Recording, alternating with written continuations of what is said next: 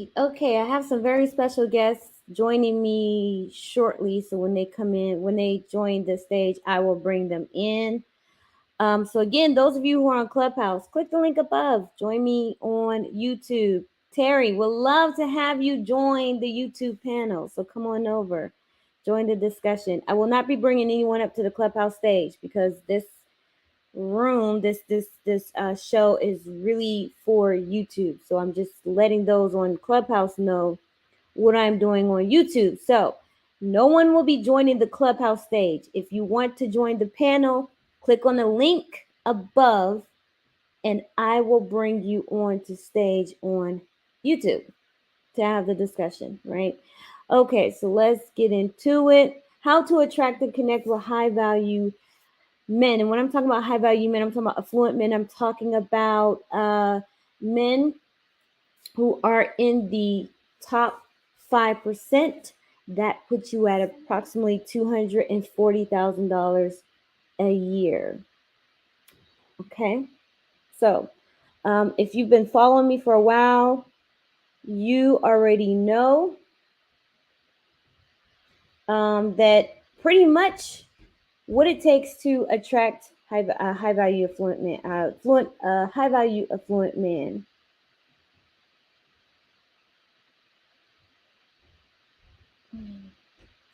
Hold on, give me a second. Give me a second. Give me a second.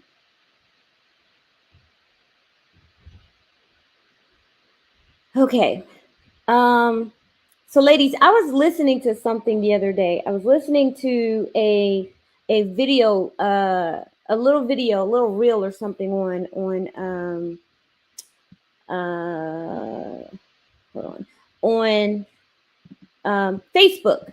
And it was a lady and she was describing what it takes to attract high value men, right? And there's a lot of information about, oh, you need to do this with your appearance, you need to talk this way, you need to walk this way. Sure, all of that is fine. All of that is great.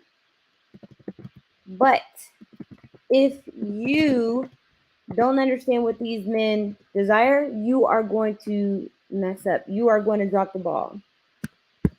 Let me just put the link in the chat real quick in the YouTube chat so that people can join the panel when if they wish. So again, if you have any questions, you have your dating questions, you have relationship questions, click the link in the chat in the comment section, and I will be able to bring you up. Or you could just put your question in the comment section, and I will answer it live on air.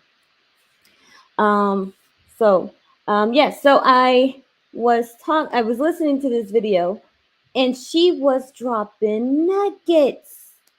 And it's like, to me, it's like, this is not rocket science. Like, do women understand that one, your beauty, your how attractive you are, that gets you in the door, but that doesn't keep you in the building, right? I don't think women realize how important social skills, social etiquette, intelligence, and being a great conversationalist plays a part in all of this. Like if he can't take you to certain events, certain venues. Like in this video, she was talking about how they had went to a gala. She had went to a gala with her fiance, and in their social circle, a guy brought this girl. And when he brought this girl, she was an IG model type girl.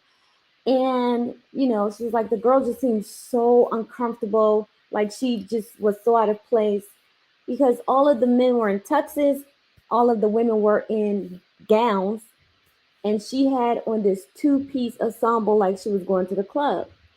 And then she said when they were asking her questions, you know, just asking her questions about society, what's going on in society, you know, little things about how she felt about Ukraine, she could not partake in the conversation. Ladies, if you're going to want to be with these men, you first need to know how to attract them. And one of the ways that you can attract such a man is to know how to have a conversation with them, right? If you can't have a conversation with them, you're not going to get very far. So hold on. I see one of my good friends. Hey, British. Can you hear Hey, me? I can hear you. Can you hear me? Yes, I can hear you. Excellent. Okay. You don't have an avatar. Hold on. I'll do you one better than that. So I am simulcasting between YouTube and Clubhouse. I'm trying to pull them over from Clubhouse. Oh So yeah. yeah, so I got the link up. Hopefully they'll come over and they'll join us. Oh, you're gonna be on camera. Look at you. Look at that sky. There you go. Oh my gosh. That is such a beautiful background. And I see the smoke going. Well, you're not gonna get me on here and tell me not to smoke, are you? No, I'm not. I'm not. I'm not. Of course not. But I see it. Wow, the background is beautiful. That sky and the mountains in the background is beautiful. And of course, you're doing your favorite pastime.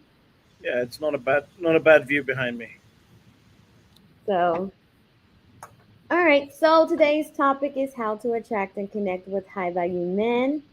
And I love to have high value men, successful, affluent men on the channel because this is a channel where you all can pop your collar and let your hair down, proverbially let your hair down, and not feel like you have to hold back on who you are as a man and what you desire in a woman, what you desire in a future mate, in a future wife, right? So we're gonna have the discussion, ladies. We'd love to have you join the panel. So if you can, if you're watching, just click the link in the chat. Come on up, and we can have a discussion. So British. So I before you popped in, I was saying that one of the most attractive things to a high value man would be a woman with great conversation skills. Would you agree?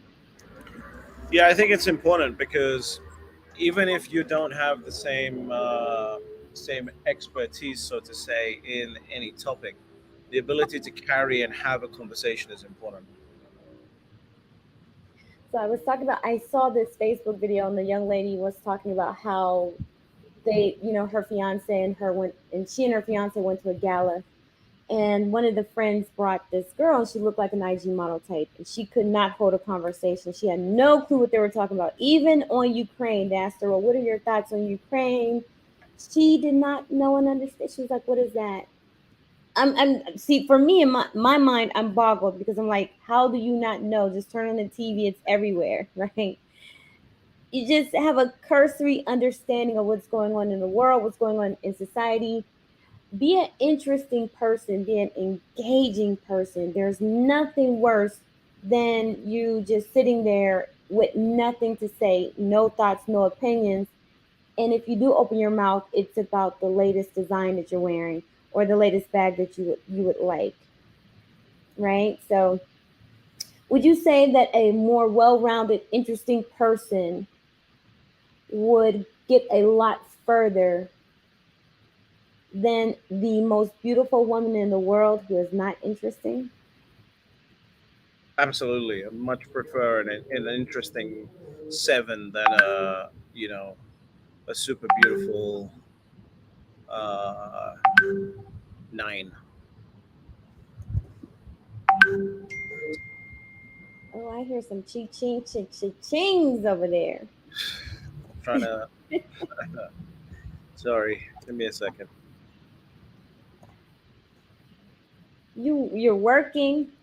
I'm not working. I'm actually trying to tell a friend to come into your live stream. Oh, okay. Is this the one I talked to you yesterday? That's right. That's right. Yes, bring him on. We would like to see him, have a conversation with him.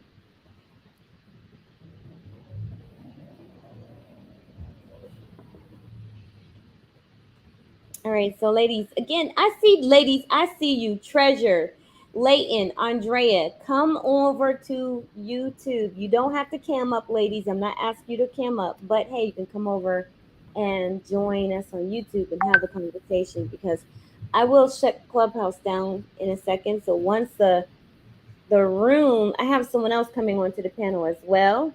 So once the room starts to increase, like the panel starts to get big, I will shut Clubhouse down. So you don't want to miss out on this conversation. So again, click the link up top in Clubhouse. If you're listening to me on Clubhouse, click the link up top and come over and join us on YouTube. And plus, you get the pleasure of watching me smoke a cigar. Yes, you get to see British and his beautiful view in the background, and he's doing his favorite. He's engaging in his favorite hobby, which is smoking a cigar. What type of cigar is that again? This particular cigar is not a Cuban. This is a Honduran brand, but it's made from the old school leaves that Cuban cigars back in the 1960s and 70s used to be made from. So I'm normally a Cuban cigar smoker, but this is a pleasurable smoke. See, and ladies, it's great that you don't even have to know a lot about cigars, but you do need to have a curiosity as to what his interests and hobbies are, and knowing that British has a hobby for smoking great cigars.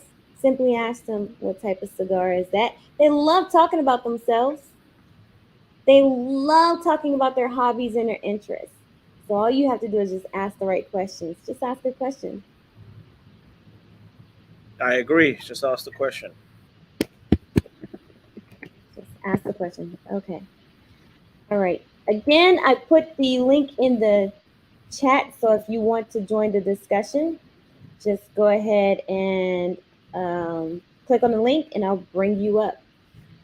All right. So being an interesting person, being a great, good communicator, conversationalist, um, having a great social circle, knowing knowing how to network.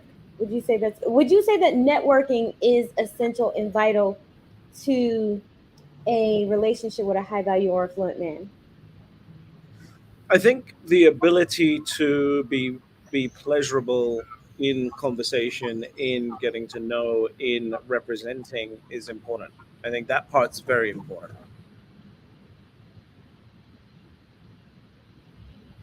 Okay. What about networking? Like being able to network in a room. Like you bring a woman, right? You bring a date, you bring someone that you're doing business but you're not doing business, and you bring a date along. Would you not say that her ability to work that room would be something that you would find valuable? Yeah, well, it's not essential, but it's also very essential for her not to just be, a grumpy arm candy.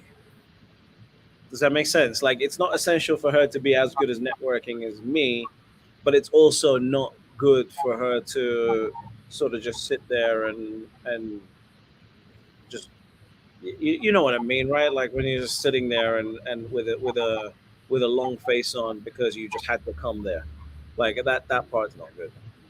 So So it's like somewhere in the middle. so what type of woman would you say, when you could describe the ideal woman or the perfect woman, and I'm using those words loosely, what would she look like to you? No tattoos, beautiful smile, gorgeous eyes, and great hair. And in terms of, I don't know how graphic you want me to get on my description of what I like, but generally speaking, that's it. Okay, what about body? Like, what does her body have to look like? Well, I think that's everyone's own preference, right? Like, I don't think the worst thing I would want people to take is hear what I like in a woman, and then assume that every guy likes the same thing. Like, I think I've seen women, in the events that I've been to, all different types of shapes and sizes of women. Um, Definitely a woman that looks good, uh, but it doesn't have to be a supermodel. Like, that's one thing that's, I think, overlooked in the discussion. Like, everyone thinks a woman needs to be a supermodel. That's not the case. Right. So you're saying as long as she looks good, she's pleasant, great conversationalist, great smile, you like great Good hair, energy. Good energy. good Good energy. Okay. energy. Yeah, taking care of the room. Like, it just feels like, if I leave her in this room, she's not going to make me look stupid. So then intelligence is something that you would need then. Yeah, that's the one thing that I've never understood when guys say, men don't really care about intelligence. Like, absolutely, we care about intelligence. I care about intelligence anyway. Well, I think they say that men don't care about degrees for the most part. But I think when they're talking about degrees, they're talking about the attitude that comes behind that degree, because a lot of American women are raised to be self sufficient, they're raised to be independent, they're raised to be strong minded. And then there's this stereotype that men have this innate nature to just oppress women. So when a woman is making it on her own, then sometimes she takes on the male brain depending on what she's doing, and so she starts to act like a man at times. And I think that's what men are saying that they don't want when they say they don't want the degree. But I think a lot now, a man who is a stupid man, a non-intelligent man, would say I don't want an intelligent woman, because I think then there's an insecurity there, right? It's like, well, I can't, what can I get from her, like she's going to know more than me. But I do think that intelligence is important because, one, if you're dating her, you're considering her for marriage, and she's going to be raising your children. She's going to be right there mostly with the children. And you want someone who is going to instill the values of education into the children, and a woman who is intelligent enough to know how to raise the children appropriately to be uh, good citizens of society. Yeah, I think that's extremely important. I think that's overlooked as well. It's well, not by my friends. It's not overlooked. Like we will absolutely comment on a dumb woman. You want these short answers. I'm not used to this British. You Well, I mean, hey, listen, like you're giving all the answers before I say them. So I'm not really sure what else you want me to add. I want Clubhouse British. Listen, look, at the end of the day, if you are a woman that's pretty, that's going to get you in the door. But depending on the type of man you want to be with, like the purely pretty women with nothing else to add, get picked up by men who don't mind gold diggers. But men who do mind gold diggers are going to want interesting women that can handle a room, that can represent them, and they don't have to be the prettiest. That's for damn sure. I've seen scary looking women in those rooms because the man fell in love with her. That's interesting because we're always. I know for me, I do. When I say you need to, as a woman, you need to be attractive. I'm not saying you need to be the most beautiful woman, but you need to take care of yourself, right? Your hair, your skin, your body. You can't just look like you just don't care. But sometimes women can't help the way their face look, right? They can't help the way that they look. But if you have something of added value that outshines how you look, then I think a man is willing to give that consideration. Especially intelligent men will value intelligent women over her being a 9 or 10. I completely agree with that. I think I think there's probably too much focus on the physical when depending on the type of man you're going for. Like I said, I think that there are definitely rich guys who don't mind gold diggers because they don't really have the energy or the desire to lead or exercise any, to exercise any control over it. So they just want someone that's controlled, so to say. But I think that a good guy is definitely going to want someone who is able to handle herself and able not to make him look like an idiot. Yeah, I think you are absolutely correct.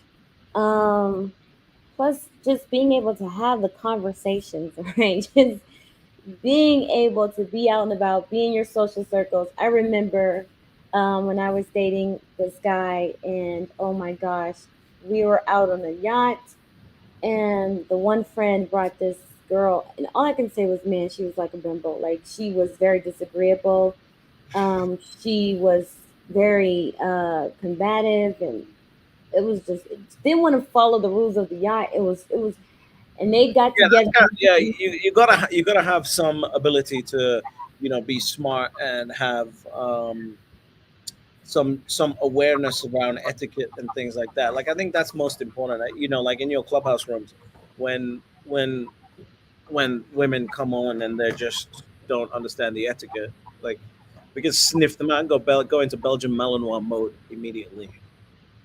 Okay, you're gonna have to explain what that is. I know what it is, but a lot of people don't know what a Belgian Melamore is.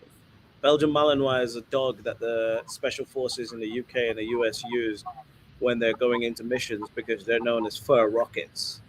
Because these dogs are designed to jump through a car window and drag someone out by their necks. And that's pretty much what, me and all my friends do. Like if you're coming with bullshit, we'll be able to sniff that out within seconds. And this is why I say to women, I say, don't play games. Your language tells everything that someone needs to know about you. And when you play games, when you try to play games with high value affluent men, they will be able to sense it. Now, because they're gentlemen, they're not necessarily going to just haul off and call, say cat, right? No, I've done that quite often on Clubhouse, especially. So, Right, but you and have in not. real life, You've done it in real life. You really said that's cat to a woman. straight to her face. Yeah. Oh wow. Okay, so sometimes they will, but oftentimes they won't. But the lack of consistency, the lack of interest will tell you ladies how what he's determined about you, that you're not the one. You're not the one. And they can tell very quickly on. So let me ask you something, British. What happens when you can tell that a woman is playing games with you? What happens? Yeah. I just immediately stop taking her seriously, and then at that point, I want to see how fast I can trigger her. Why? By the way, your link, um, you might want to add that. You might want to add the StreamYard link to Clubhouse so that way people can come and join the chat I thought rather I than the YouTube link. No, you've got the YouTube link on there. Oh yeah, because I put the StreamYard link in the comment section. No, it's not there. Oh, it's not in the comment section? No, Thomas, you need to come and join this StreamYard right now. He's in your audience. Oh, okay. Okay, so Thomas, we need you. British says we need you to join StreamYard. So click the link above and we'll bring you up once you get into the chat. Once you get in and put your name in the chat and I'll bring you up. Adez. I'm gonna post the link myself Okay. right now. All right. So Adez, go ahead and click the link above and join us on YouTube. So again, guys, this room is being simulcasted onto YouTube, and I'm just trying to pull people from Clubhouse over onto YouTube. So, okay, British put the StreamYard link in the chat. So if you want to join the panel, click the link in the Clubhouse chat, and you can join us on YouTube to have a live discussion because this room is probably only going to be open for the next 5 to 10 minutes on Clubhouse because we are on we are live on YouTube, and you guys get to see British on camera doing his favorite thing, smoking his cigars, and I'm looking at his beautiful, beautiful view in the background, and I'm so jealous. Absolutely jealous. Good. Yes, click off Clubhouse once you connect. Yes. What? Good that I'm jealous of your. Yep. That's all right. I'll be there soon. Well, listen, your man's got to approve that first. Oh, yes, we're coming together. Okay. Well, you ain't you. You're not both staying here and get your hotel. Okay, there's some people here. They're saying they're there. Okay, so go ahead and click the link. I'm gonna put the link back in the chat again so that you can join the discussion. You don't have to cam up. I am not cammed up because my lighting where I'm at is horrible. But when I get back to Florida, I'll be in my office and I can and that's where all the lighting is, and so I'll be able to actually be on camera, so y'all can actually see me in a real person. So go ahead, click the link, and come up, join the panel so that we can have a discussion. You get your questions answered. I should have did this yesterday for Ask the Matchmaker. Yep. You missed a great conversation when you left out. What Oh, it got happened? so good. What happened? We had like 6 people on my balcony smoking cigars, so I Oh, couldn't stay on. well, I don't know. That sounded like it was much more fun. But no, it's just it got ended up getting good. Questions started coming in. Um, and yeah, we helped some people. I helped some people out. I helped some people out. The matchmaker helped some people out. So What was the stupidest thing you heard yesterday? some guy asked, "How do I?" Were you there when he asked about sex? He was like, "When do I ask a woman to have sex with me?" That was like that was the weirdest question. What? Yes, yes. What do I do to get the men to have sex with me? To get the Um, men, I mean, or just sorry, no. To get, he said, I'm seeing this girl, I'm dating this girl. When do I ask her to have sex with me? That's what he asked. So, I right. don't know what type of people get attracted to your room. But Well, it was ask the matchmaker dating relationships questions answered. So when you're a matchmaker or dating specialist, you're going to get all types of people that's going to come in and have, they're going to want their questions answered.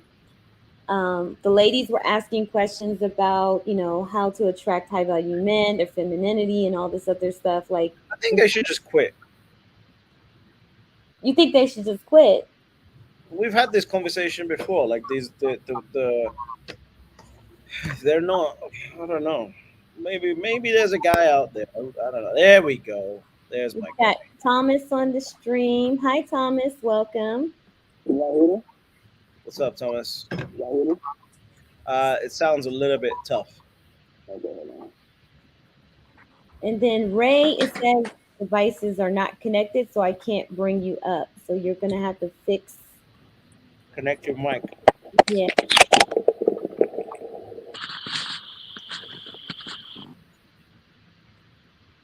So British, you're the only one to be on camera. It's like I'm gonna show y'all what I'm working with. I don't give a shit. I mean, I don't give a damn. I was gonna say, okay, we still have the same rules. No cussing. Oh, we lost Thomas. Now his device is not connected. He'll be back.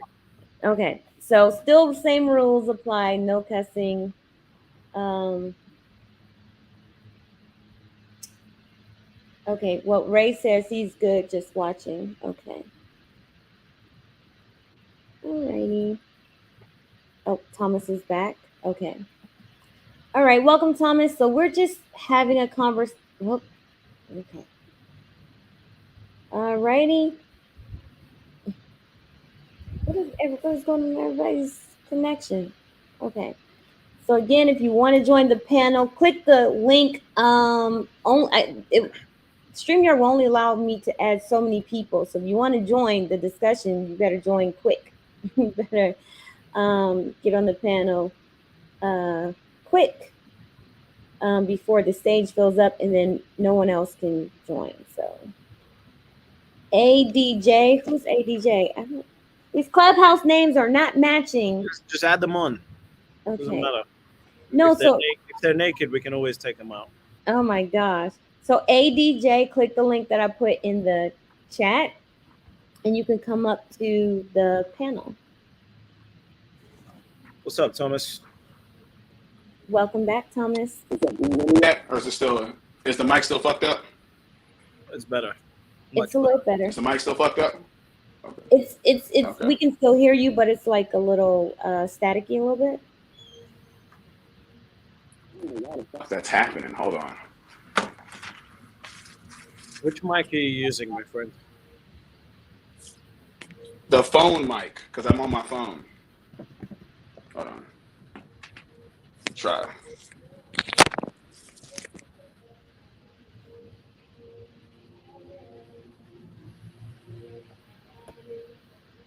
Yeah, Letitia, I think they should just quit.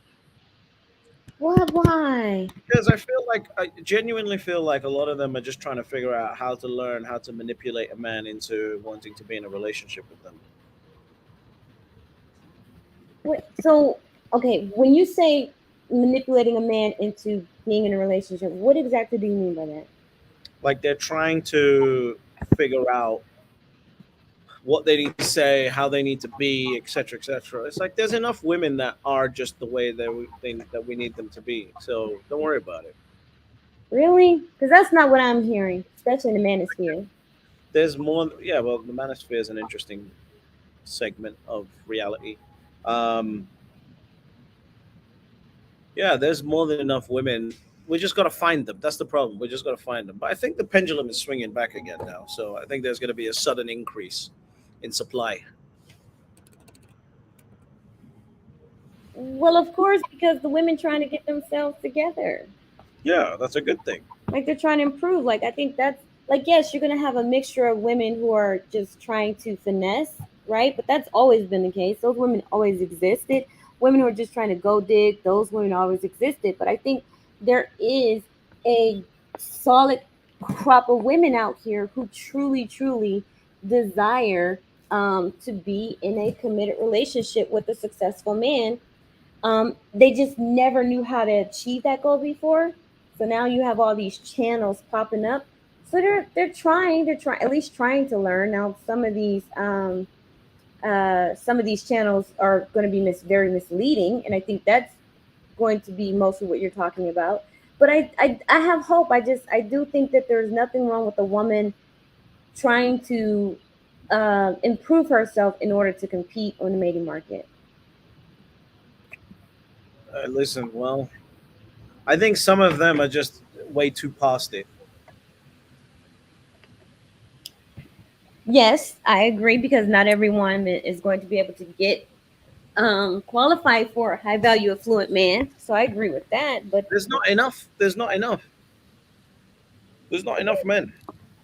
there's not enough men. So I mean, I think that So, just so instead of sitting there building your hopes up, right, and then thinking that you're going to get one, and then realizing there isn't enough, but then always, you know, always just being on the hunt for one, just quit. okay. Thomas, we got to do a mic check for him. Thomas, are you there? Can you hear us? The funny thing is, we can hear Thomas now, but he can't hear us. We can hear him. I can't hear him.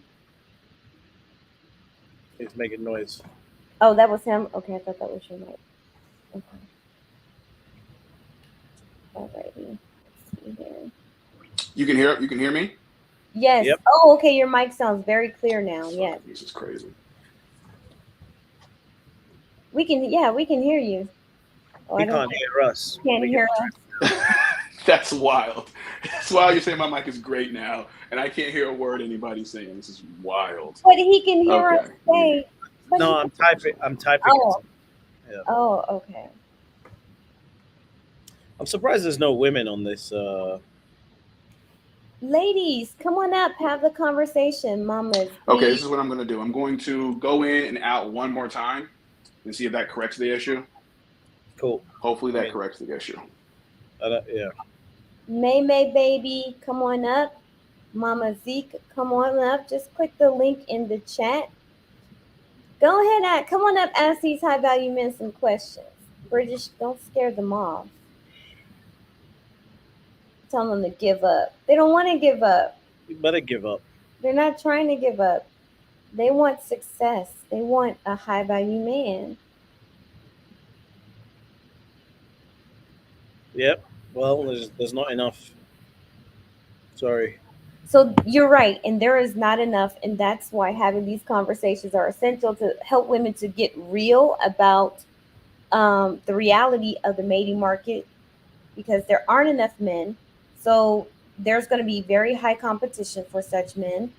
Women have to have an understanding that it's not your train, it's not your ship to steer, it's not. Um, Okay, now I can hear you guys. My apologies. There Yes, you okay. go. We can hear Yeah. you. Can you hear us now? Yes, I can hear you now. All Everything's good. right. So I just have one rule for this show, Yes, ma'am. this channel, and that is no cussing, please. Oh, my apologies. Thank you. Absolutely. Carry um, on. this is a space for the ladies and the No, it's gentlemen. Yes, it is. British, yes. Okay. So, as I was telling British, so today we're discussing. So this is a Ask the Matchmaker, your dating and relationship questions answered. And today we're discussing how to attract and connect with high value men, right? So since I have some esteemed gentlemen on the panel, I thought it'd be helpful that you guys could give some tips on what causes a woman, what makes you attracted to a woman, what causes your attraction for a woman. Thomas. You want me to go first, British, or do you want to jump on it? no, you got it. Okay. So the question is what attracts me to a woman in general? Yes. Um, her presence, her beauty, of course. Um, Another thing that attracts me to her beauty is her behavior when it comes to being within the confines of a relationship, not even necessarily confines of a relationship, but also just the confines of being in a social environment. That's a big deal for me as well. Does she know how to behave? Does she know how to act, et cetera, et cetera? Um, these are just simple things, I guess, off the top of my head when it comes to just courting and besides being in an actual genuine relationship. These are some of the things that I look for personally. Okay. Thomas, are you married or no? I can't No, remember. No. no, Oh, so you're an eligible bachelor. perhaps. Perhaps. Okay. What about you, British? I'm not married. Okay, so what you're eligible bachelor again? Another one, ladies. This ladies is why you need to get up here and you need to show off your conversation skills. So British, what are you attracted to in women? I'm attracted to energy. Like she's got to be extremely pleasant. I don't like bad attitudes. I think bad attitudes turn me off faster than anything. And then past that, I need a woman that understands that she is, regardless of where she's at right now, as far as her career or business or whatever else. Like her, one of her deepest desires is to be a wife and a mom, and be, yeah, be a wife rather than a partner. I went through a period where I was like, man, maybe like I'm okay with a woman who doesn't like this, that, and the other, and has those partner energies. Now it's just I just can't be bothered. There's just too much bullshit. Sometimes you get, Oh Lord. Okay, so you don't want a why are you woman who, saying, "Oh Lord"? because you said the cuss word. I Oh, you're apologize. supposed to say bollocks. Isn't that what the British say? Well, Bullocks. bollocks is also a cuss word, so Oh. decide you just want non-American cuss words, because then we can do that. Thomas knows some Indonesian cuss words. I know some Spanish cuss words. So Oh, Jesus. there you go. Okay, we'll stick with rubbish then. How about that? All right, Right? You guys say rubbish? All right. What about Um, bloody? isn't bloody hell, mate. isn't that a cuss word though too?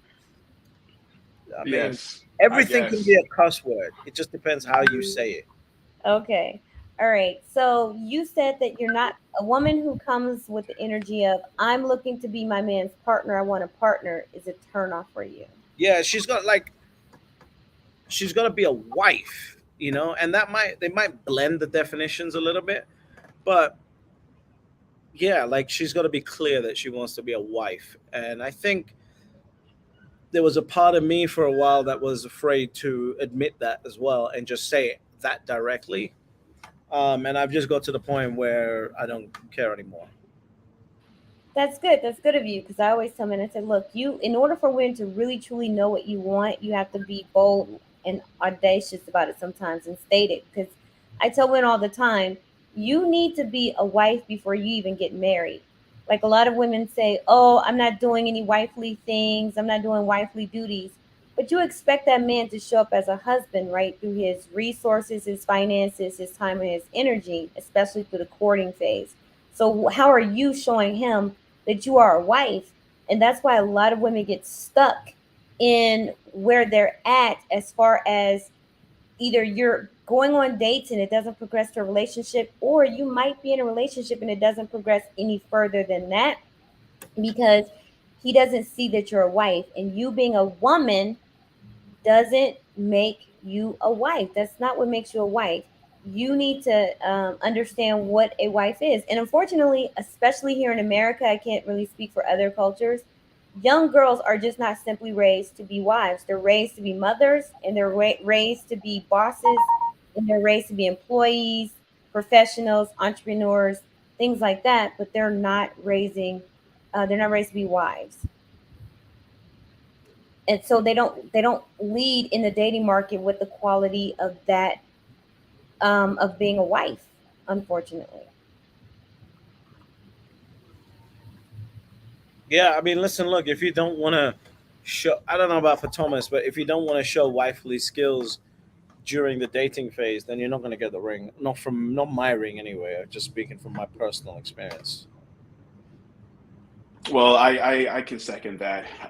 Again, I'm not looking for you to, jump out the window, but I am expecting to see subtle signs that you understand what it means to be a woman and a partner, and again, a wife, um, when it comes to courting. So I do second that. So again, if you're coming off as someone that is just looking for to have a good time, then I'm going to reciprocate. We can have a good time, absolutely, but I'm not going to give you my last name. I feel like women have become a lot more nonchalant nowadays, and I hate that because I'm not nonchalant, right? Like I know that I can be intense and clear in desire, and when I'm faced with nonchalance, it's a big turn off for me. Give me an Do you example, know what I British. mean, Thomas? You Give know me an what I mean, example. right? Do you know what I mean, Thomas? I Like, think I think I do. I think I do. But I want to tell me what. Elaborate a little bit more on what you're talking about. I think I know what you're like, talking about. like if a woman in the early stages is not showing that she truly wants to be with you because she has seen something very very special about you, the I just take that as a personal insult, and it's just like this element of nonchalantness, like, oh, I don't care whether this happens or it doesn't happen, like it is what it is. Like I don't like that. That's not that I've never experienced, or I've never seen in the good relationships for women to be like that. Like every wife that I've spoken to of a friend of mine always said, like I wanted to be with him. There was no nonchalantness around it. Yeah, I think what happens, and again, maybe I'm speaking for myself here. I will notice a girl will come. I'll be dealing with a young lady, and she'll come off that way, and I think sometimes purposely because she doesn't want to seem thirsty. So she'll come off that she doesn't give a fuck about what I have to offer, and act like she's seen it before. But that's the Um, worst thing, though. That's the yes, worst yes, thing, I agree. I because agree. if you act Hmm. like you've seen it before, I'm gonna Yeah. believe that you've seen it before, and now I've Uh created huh. a profile of you in my head. Exactly. Right? It's so counterintuitive, but if you actually like are genuine and go, I've never experienced this before, I'm actually gonna value that. Absolutely. I've said this. I said this in a room before, and speaking to a couple of girls. And as men, again, I don't want to speak for British, but as a man, for me, I like to show women new experiences. I don't necessarily care to show women experiences that have already experienced them. It kind of takes out, and again, it's fun for me. I enjoy it. Me personally, I do. Again, I can't speak for all men. I can't even speak for British, but I like being able to give women new experiences. That's what I like to do. The worst thing I can imagine is walking into a restaurant that's a really good restaurant where, either I know the place or they know me or whatever, and like she also knows everyone. Absolutely. You know what I mean? Like I don't know why that annoys me, but that annoys me. Yeah, I think you do know why. Unless Um, unless unless like her family is prominent and whatever else, but that's different, right? Like if she's been going there since she was young and this, that, and the other, that's completely different. But when that's not the case, we all know what's going on, Thomas, right? Do we need to yes, spell it out for yes, listeners? exactly. And you're talking about certain establishments, correct? You're not talking about like going to the gym and knowing everybody. You're talking about going, like you say, you take her to a nice place and she knows everybody at this nice place. Exactly. Yeah, You know what we mean, right, Letitia? absolutely, 100%. Letitia, you know what we mean by that? Okay, what exactly? Sorry. Listen, if you're not going to pay attention to us, why do we need to talk? I am. Listen. I'm trying to like. I got people reaching out to me, and I'm like Tell trying to. them to get on the live stream, or tell them to or tell them to forget it. That's what I'm like. I'm about to shut down this clubhouse because it's too distracting. So No, just leave it on. Just leave it on and tell the losers to come on here. Stop being so shy and hiding behind your voice. cool. Um. Whoever. Yeah. So come on, Andrea. Come over to YouTube. Treasure. Come over to YouTube, ladies. Come up. Join the discussion. Chipper, you are hilarious in the They chat. might not be able to access it. Let them know to make sure they click on British's link in the chat, because the chat, at least when I try to click on it at the top of the Yeah, house, don't click the YouTube. yeah, I don't know why. yeah, Letitia, you need to change that link at the top. yeah. Alrighty, because I still wanted them to join to watch, even if they didn't want to get on Oh, camera. okay, okay. Oh well, do leave that then. Yeah, yeah, that's fine. I understand. Keep it in the chat. Yeah. Who's Okay, Who's FaceTime? that's Chipper. Okay. He's trolling on Yeah, FaceTime.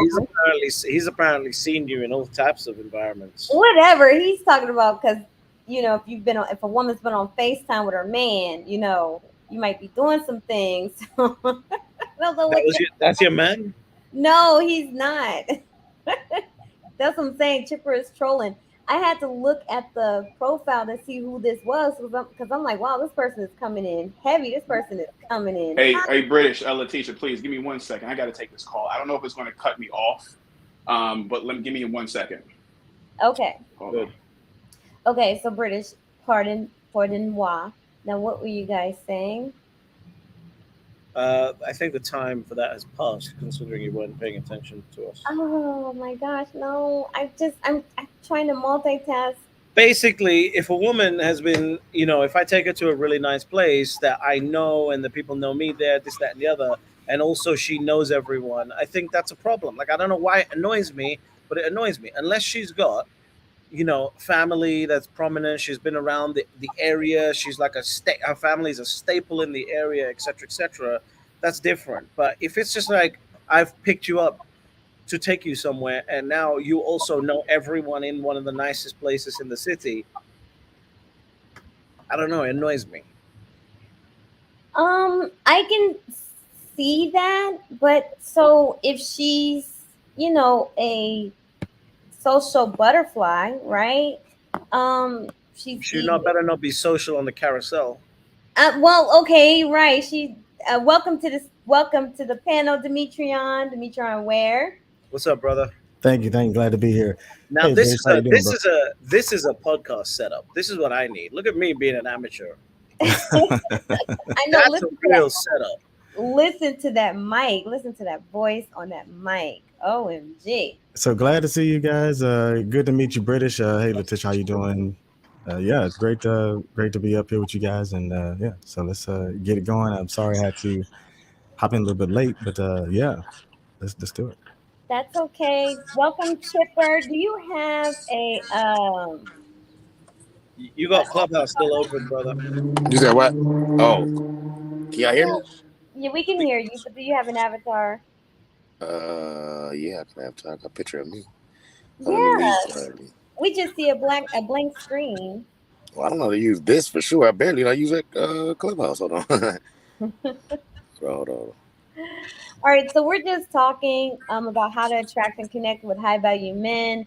British was just saying that if he he asks the woman out on a date, and he takes her, and when they get to the place, and everyone knows who she is, that's a problem. Chipper, I am going to mute you because you have a lot of feedback on your mic. Um, let's see. Okay, you guys have to have avatars, please, please, please, please have avatars. At least have a picture of yourself. Um, Put up a picture of yourself. You either can come on camera or put up a picture of yourself. So British was saying that if a woman knows, if everyone knows, or a lot of when people know his woman, that's a turn off for him. I'm not a man, but I understand that women, we can be social butterflies. I like how you frame that, considering it wasn't what I said, but I appreciate the reframing of that. Okay, I'm sorry. I thought I heard you say that if everyone knows her, that's a problem for you, I right? said if I take her into a restaurant or a prominent establishment and she knows everyone there, that annoys me. Unless Oh, she's like, you know, her family is prominent in the area, she's been going to it since she was young, etc., etc. Very different. okay, okay. I see what you're saying now. I can't speak on that because I'm not a man, but I can see why that would be concerning for men. So I think I'm just going to let the other men speak on it and see what their thoughts are. Demetrion? Sure. Yeah, I would 100% agree with that because, I mean, we don't feel like we should have to be with a woman that's for everybody. So he's basically saying, and I don't want to rephrase what he's saying, but it sounds like what I interpret it to be is, in my words, uh, that it's really not so much about her knowing everybody at a restaurant or something like that, but it's, you know, it just looks weird. Like, why does she know everybody? What has she been doing where she's just on the town with him, and she's the star of the show? It just looks weird, unless she's like a movie star or actress or something like that. And we don't typically date actresses. Actresses and people like that, they date within their realm. So it's because we make our money in a different. We don't make our money the way they do. They make their money in entertainment, and it's like Kevin Samuel said with these people in entertainment. They don't even look at them as high value. So football players, basketball players, track stars, those people they're not making their money how we do it. Like Jay-Z, those guys might have millions, but they're still not necessarily, it's not the same. Most high value men are self-made. We just want respect for that. And we're just not looking for a woman that where she's, I just don't want a woman. I just don't want a woman where she's the main course on the plate when I walk in the room. When I walk in the room, it's going to be a room that I'm doing business in or something like that. And she just needs to take a chill pill and sit tight. I like that. He said he doesn't want a woman who's going to be the main course on the menu when he walks in the room. Okay. Anybody else? Well, she's gonna be the main course. I just mean the main course for everybody else's plate. I mean, my damn plate is mine. So if Right. she's the main course, it's my main course. So I just want to make sure I correct you on that. It's like British had to correct you a minute ago. Make sure you get these words right. Right.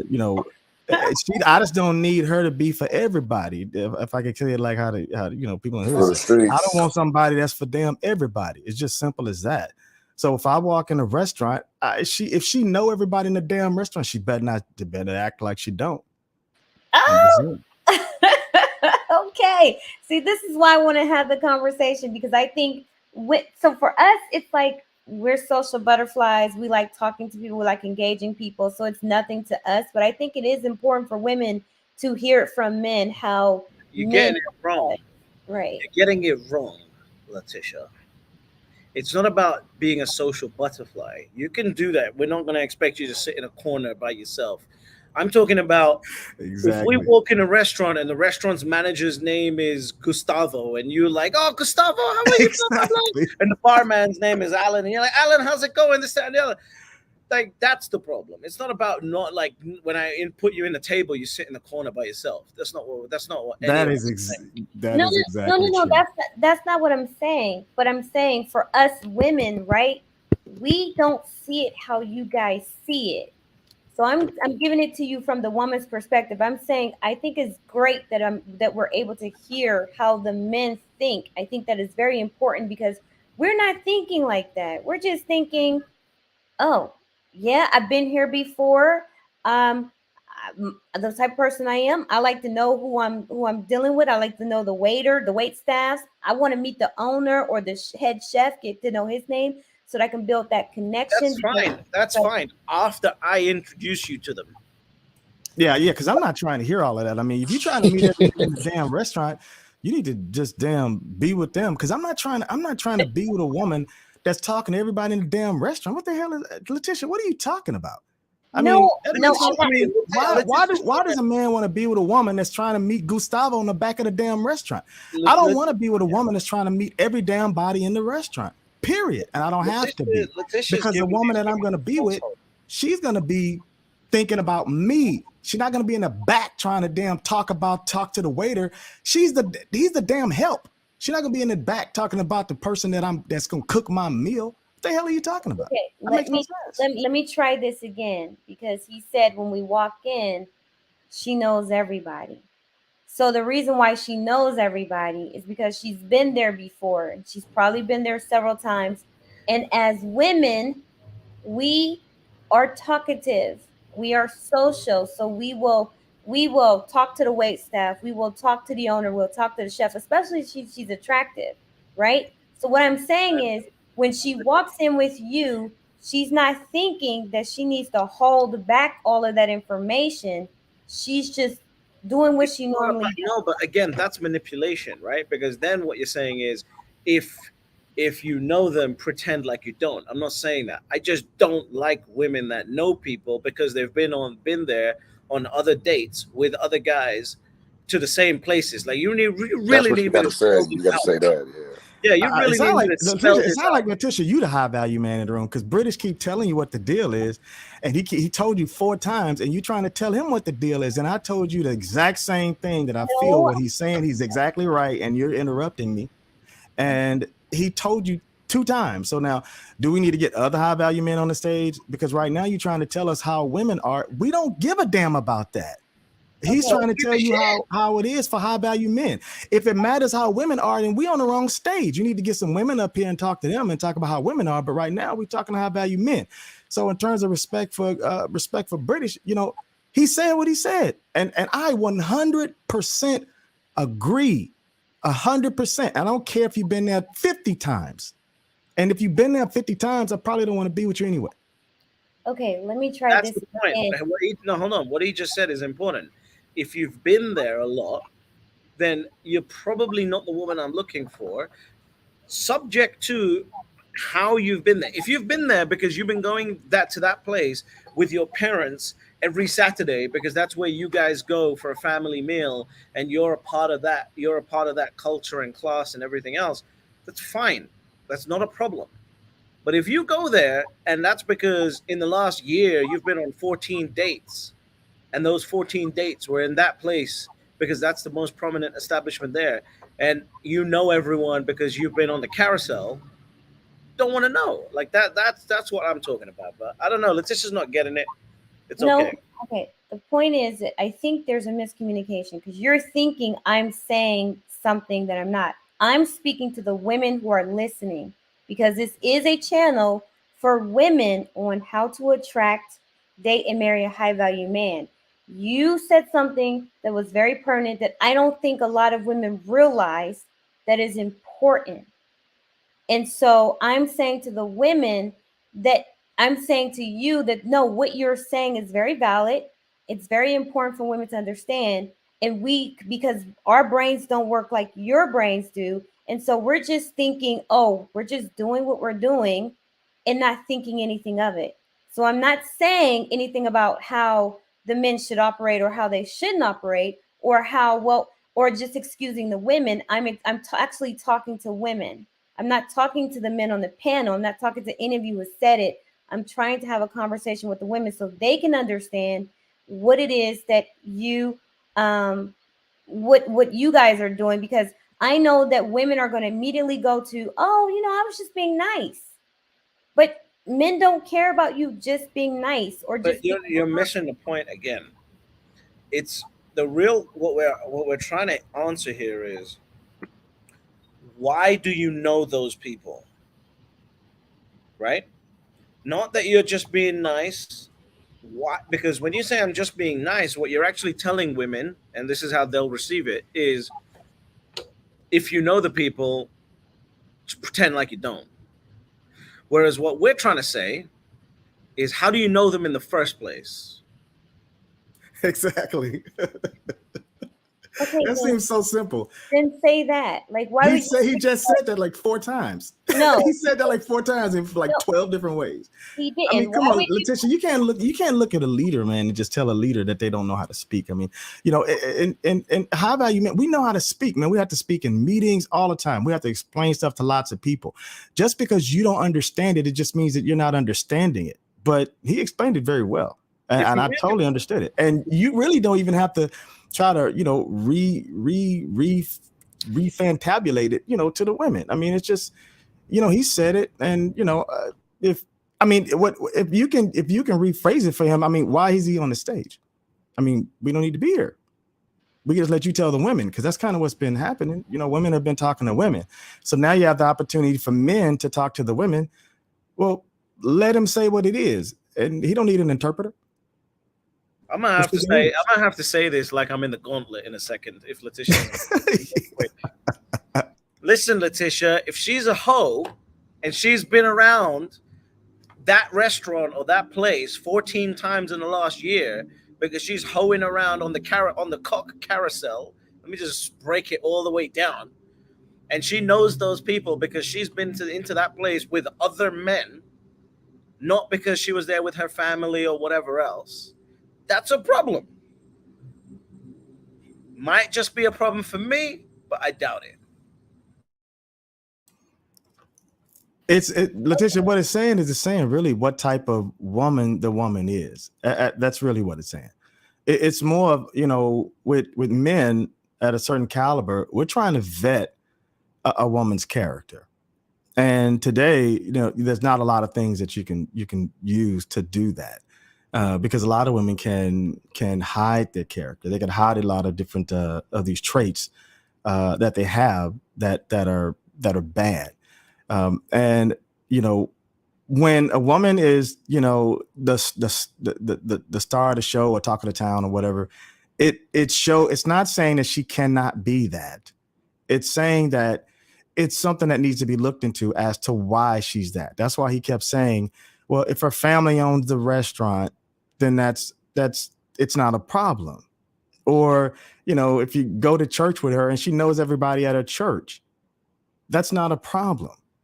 It's just, you know, if you go to the club with her and she knows every DJ every time y'all go there, or every other club y'all go, she knows every DJ, it could be a problem. It's just saying it's a red flag.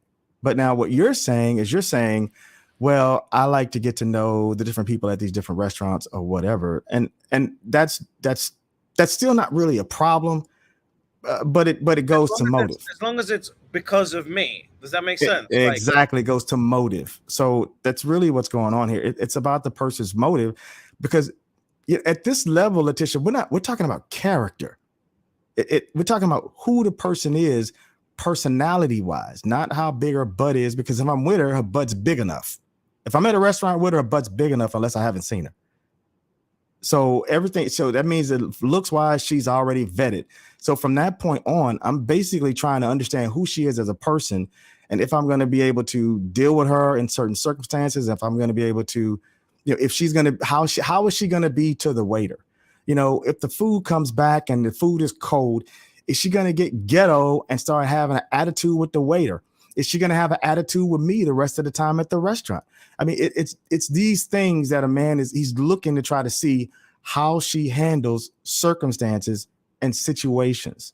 And that's really what it's about. And basically, when you see a woman that basically knows everybody already, it already kind of, it's a telltale sign to a lot of other things. It's like a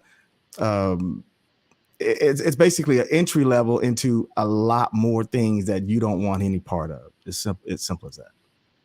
Understandable. I don't understand why you guys think I didn't get that, but welcome to the stage, Santiago, and welcome to AD. AD, you came over from Clubhouse. Yeah, I did.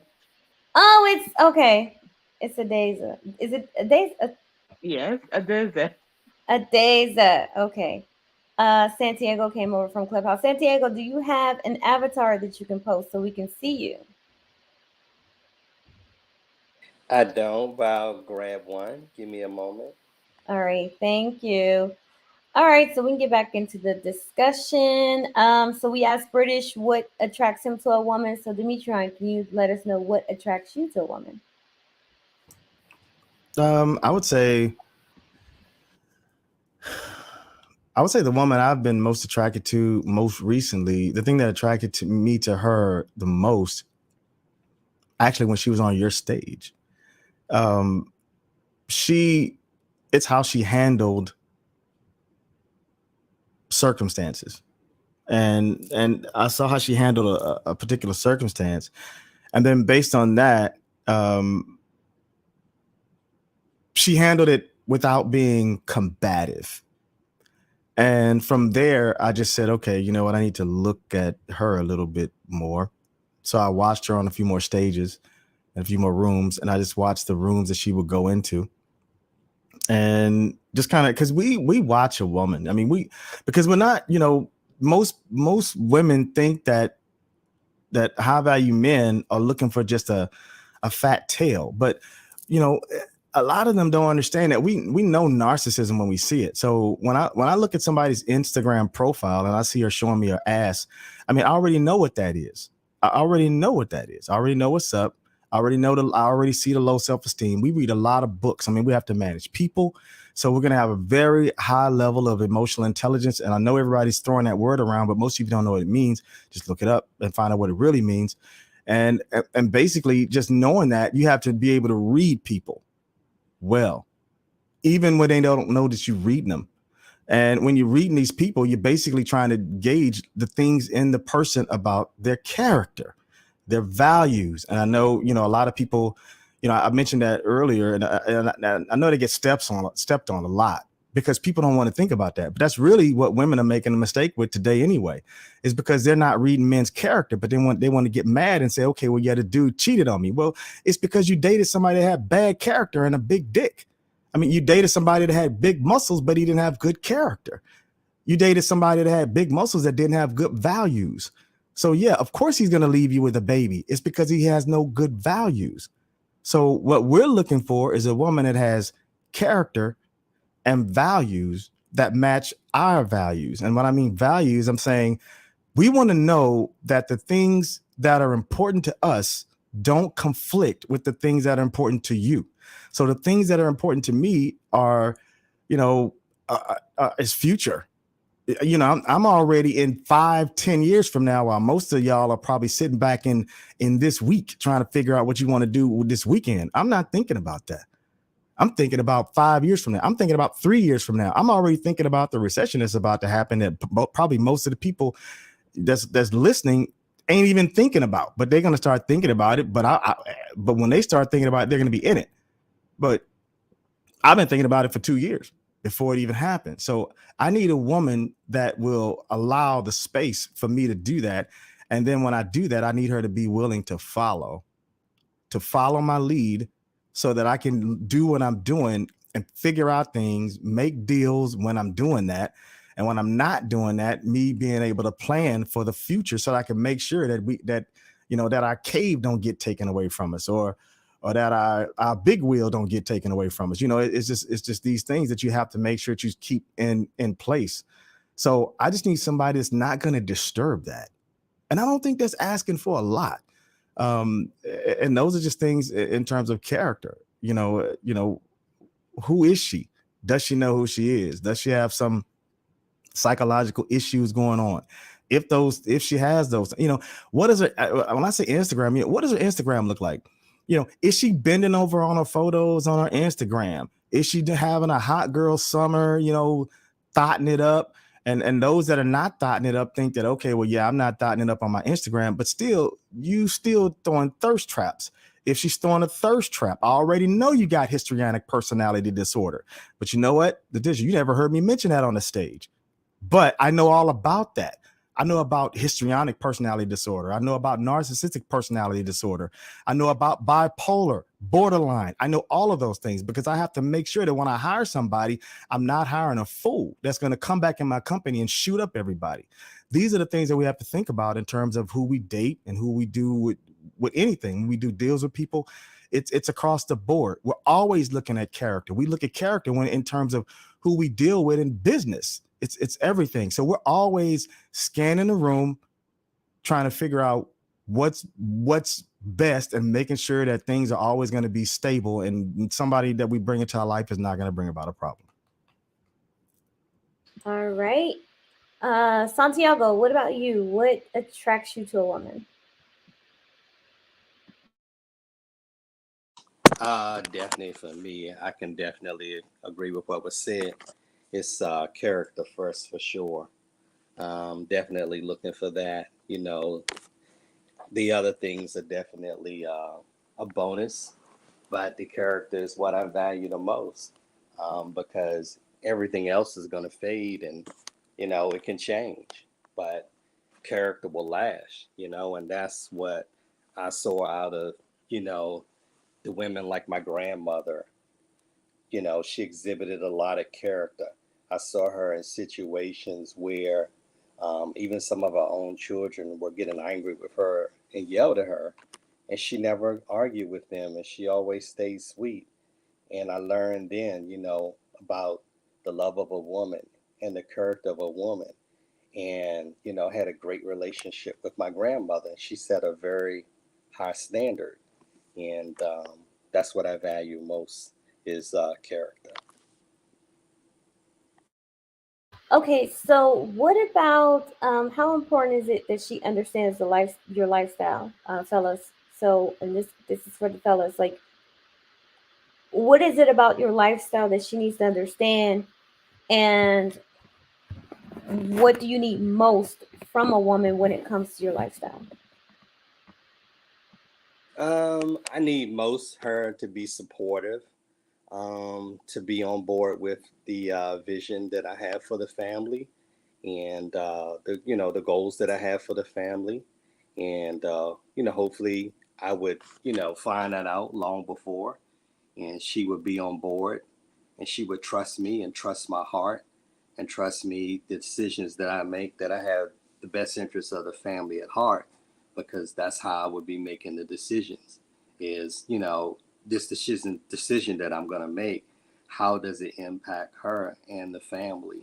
So I would definitely want someone to be not combative, but to be supportive to me and understanding. If she didn't understand or didn't agree, have a conversation with me, and definitely not try to manipulate me or trick me into anything, but just to be a teammate and know that, hey, we're on the same team, we got the same goal, let's work together, and if we do, we can accomplish great things.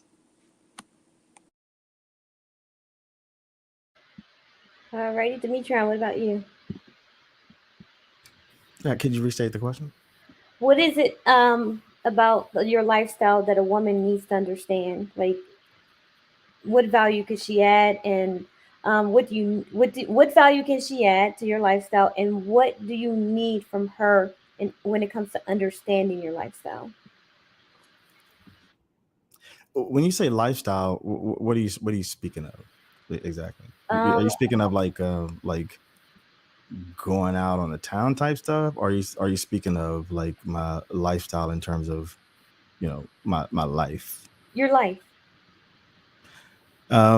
I think that she would need to understand that my life is busy, and but it's not so busy that it won't that she won't have a part of it.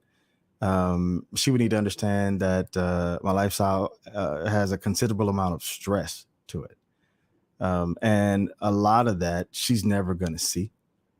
She would need to understand that that things would be happening, and I'm not necessarily going to go to her and say, hey, I'm going to sell my company, or I'm going to do this, or I'm going to do that. She's going to have to just kind of understand that there's going to be moves made to make sure that she's okay. at all times, and that she's always going to be safe. And I'm always thinking about the the total, everything, her, me, kids, everyone. I'm her mom, whoever. I'm going to be thinking about everyone and trying to make sure that the nest is able to take care of everyone, not just me. To where women, they don't really think that way. They think of, okay, well, I got to take care of me and my kids. But from a man standpoint, especially high value men, we think about the whole picture, and we're always making sure that we try to maintain that. So my lifestyle is that. A lot of people think that our lifestyle is sitting on a golf course, hitting golf balls, or sitting on the, because if you're sitting, unless you're sitting on the golf course hitting golf balls and you're making money while you're doing it, okay, well, that's fine. But that's really not the crux of it. People see that part of the lifestyle, like us traveling to different countries or whatever, those are not things that happen every day. We're not sitting around, trying to book flights to your next vacation. If we're booking a flight and we go somewhere to United Arab Emirates, we're basically trying to do some type of deal there, and we're saying, okay, well, babe, I'm going to be, I'm going to be in the Middle East. I could go ahead. Let's go ahead and take you there while I'm there. So it just kind of, we try to do things in a package deal and get multiple things done at the same time. So that's really, I think that the biggest thing about the lifestyle is to know that the lifestyle that you see on TV is TV, but the lifestyle that it is in real life is real life, and they're not always the same. It's not always the way it looks on TV, because we're busy. We're not golfing. We're busy. We're not at a gala where you can go and dance and be at a ball and wear a ballroom dress. That's just not happening all the time. There's times that happens, and there's times that we have to do those things, and there's times that you'll have to meet the mayor, but we're not going around meeting the mayor every week unless we're in politics or doing some deals like that or in those type businesses. But every high value man is not in those industries like what you would see on television. So I would think that the major thing to understand is that the lifestyle of a high value man is not always the way it's portrayed on television. All right. Welcome to the panel discussion, Liz. So glad to see you. Hi. Listen, you already have some admirers in the chat, Liz. This is my first time on. Wait, I have to. Okay, I'm gonna look in the chat. Yeah, this is your first time. Actually, I think this is my first time having this many people on my panel discussion. I think the only person I've had on my channel so far that's on this panel is Demetron. We did a live stream a couple of weeks ago. So British, I asked Santiago and I asked Demetron about what does a woman need to understand about your lifestyle, what do you need from her in that regard, and what type of value can she add? I think they did a good job answering it. Like, at the end of the day, a lot of people think that the high, quote unquote, high value lifestyle is flying around on private jets and this, that, and the other all day. It's just not that. I always like to remind, especially the women that I care about a lot, which is like my cousins and this, that, and the other. Like, at the end of the day, the way the world is going, just being married is a privilege. Just actually having a ring on your finger and being a wife is a privilege. And if, like, at the end of the day, your job is to be a wife, so that he can perform and I can perform in the way that I need to perform in order to get the results that I want to get to. Unfortunately, or fortunately, men perform best when we are one track minded. When we are relentlessly focused on one thing, that's when we perform the best. And beautifully, in counterbalance, women can focus on many different things, make many different things beautiful. Uh, and that's what I need you to do. I need you to basically, while I'm moving in this direction, everything around me should be beautiful while we move in that direction, and that's really the role that I need a woman to play. All right, Liz, do you have any thoughts on what you've been hearing so far? I think it's so awesome that we can like see each other. Um, you know, I'm sorry. Can you guys hear me okay? I'm not sure about this. This is my first time. I want to make sure. Yes, we can hear you fine. Yeah. Thank you. Um, I don't disagree with anything. I feel like from a very young age, it was definitely something instilled in me that like um, part of being a woman, part of being a human person was like finding your mate. And as a woman, that meant me being a wife to my husband, and other things were secondary. So my ideas, my beliefs are in alignment with what I've heard thus far.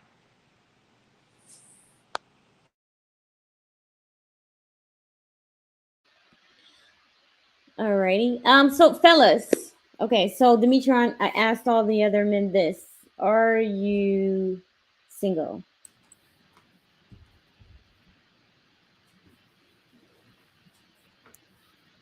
It's complicated. Okay. But you're not married though, right? No. Okay. Santiago, are you married? By the way, you know what that means when he says it's complicated as a man? It means she ain't behaving. That's what that means.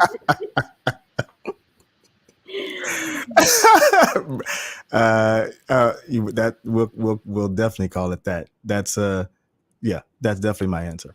Because let's face it, Hey, right? thanks for that interpretation, British. You got that dead. Let's face it, like none of us really want an it's complicated situation, because when it's complicated, it distracts us from what we really want to be focused on.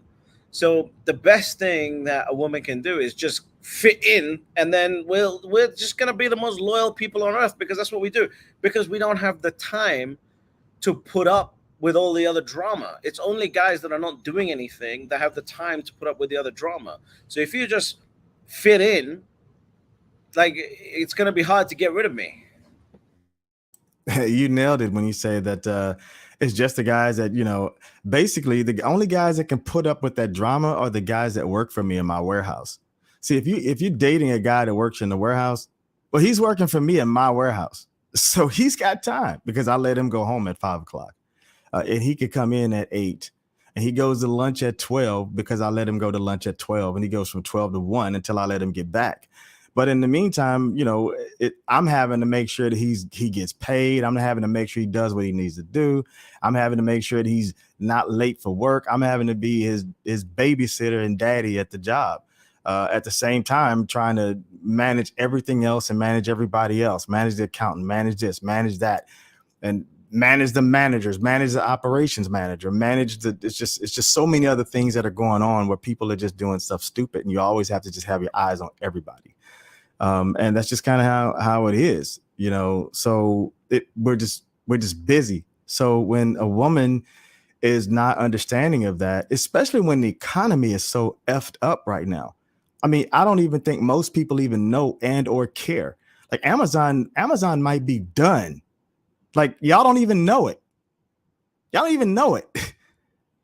So you just hearing that for the first time right now. Amazon might be done. They're getting crushed. They just left China. They're no longer in China. Whole Foods is about to go under. You didn't even know that, but you went and bought you bought some of those vegan burgers this weekend, but you didn't know Whole Foods they're hurting, and they're about to close all the fresh stores. So there's a lot that's going on. And with all of that's going on with those companies, I mean, yes, we're affected too. We are. And at this point, what we're trying to do is we're trying to make sure that we hold things together while the boat rocks, because that's the way this economy is built. And I know most women don't really care about hearing about this conversation, but these are the conversations that you're going to need to understand if you don't want to sit down and just be quiet, then you're going to need to understand what's going on so that you can sit down and be quiet. So speaking of the boat rocking, like what does that mean for women? Like with everything that's going on with the economy, do you think high value men are going to pull back from the market, from the mating market, or is this a time where they double down on their mating options? I don't think that I don't think that we think like that. I think that the way you're You just portraying hold it is up. not how we think. He just explained that the entire world is falling apart. We're here trying to hold it together. And the only thing the women are focused on is he still gonna marry me? I mean, Mating. Yes. Well, yeah, I'm because trying to women figure out want to where get the She's like, married. well, what do you? It's like we're sitting here saying, you know what? This bomb just went off, and we're at war with with Russia, and this is happening, that's happening, and the company's going bankrupt, and it's like, but yeah, but how do you Because feel we about trust getting that married you next guys week? have it. Like we're like, yes, he has it. Okay, great. So like, when can Can you we get still married? get Have married? Like, I trust you. Everything is good like you because got it. I have I you. believe you can do it. Right. Is the You wedding still on for next week? yes, exactly. Like you got this. Like that's why you're here. Like all of that heavy thinking and labor is on you, and I'm here to support you emotionally and spiritually. So, are we still getting married though? Like that's how women see the world. That's how women are looking. Like because this channel is about women wanting to get married, and they want men such as yourself. So they're gonna want to know. Okay, Yeah, do I'm I glad need? you guys. I'm glad you cleared that up. I mean that kind of helps with that perspective to kind of just hear from that angle to say, okay, well, yeah, we see that you guys are doing what you're doing, and we see that you know slaying lions, slaying dragons, and bears. And okay, so you know, I know you slayed a bear today, but you know, after you finish slaying that bear next week, or is the wedding still on? It's like okay, I can get that. So yeah, the women are like, so are women gonna have to put a pause on dating while the world is falling apart? Um, or should they put their best dancing shoes on and go to the ball and see if they can find, attract the biggest suitor?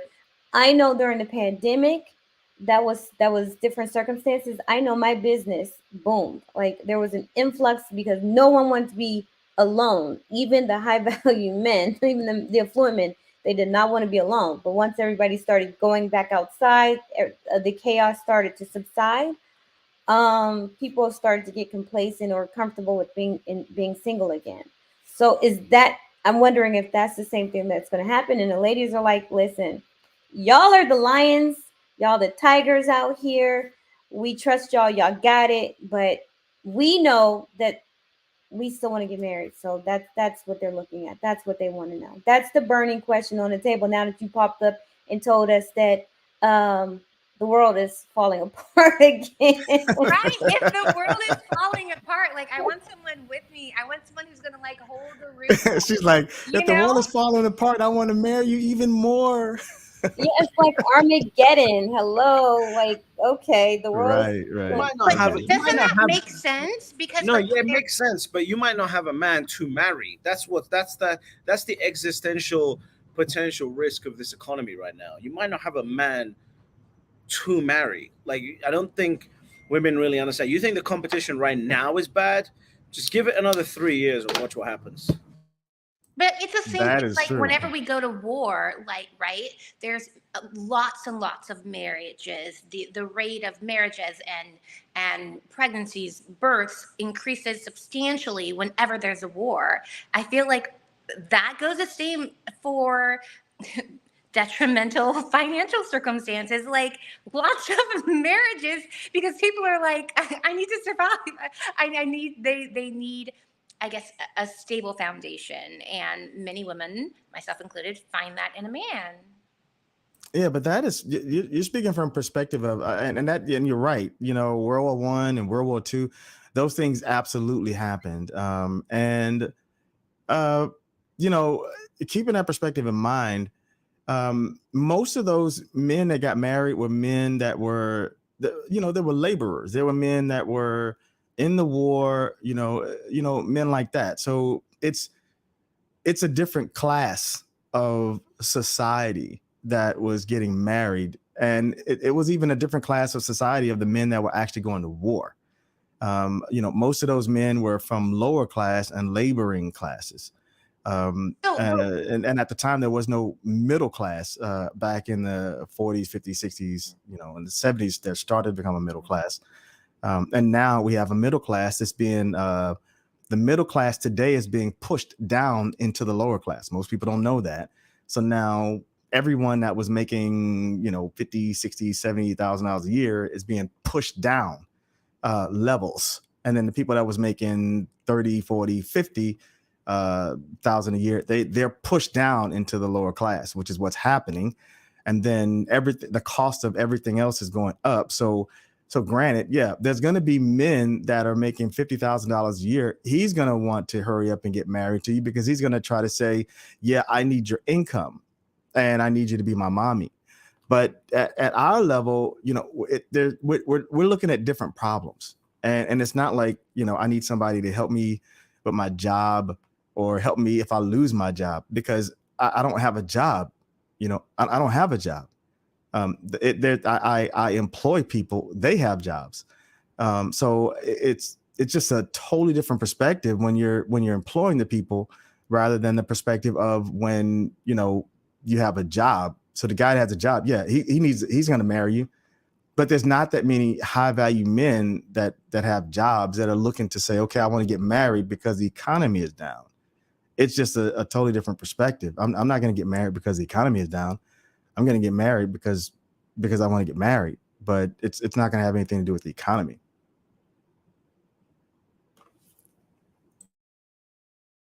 All right. That makes sense. Welcome back, AD. AD, are you there? Can you hear us? I just want to make sure your mic is working and that you can hear us. Yep. All righty. I don't know what's going on where it's having the mic issues.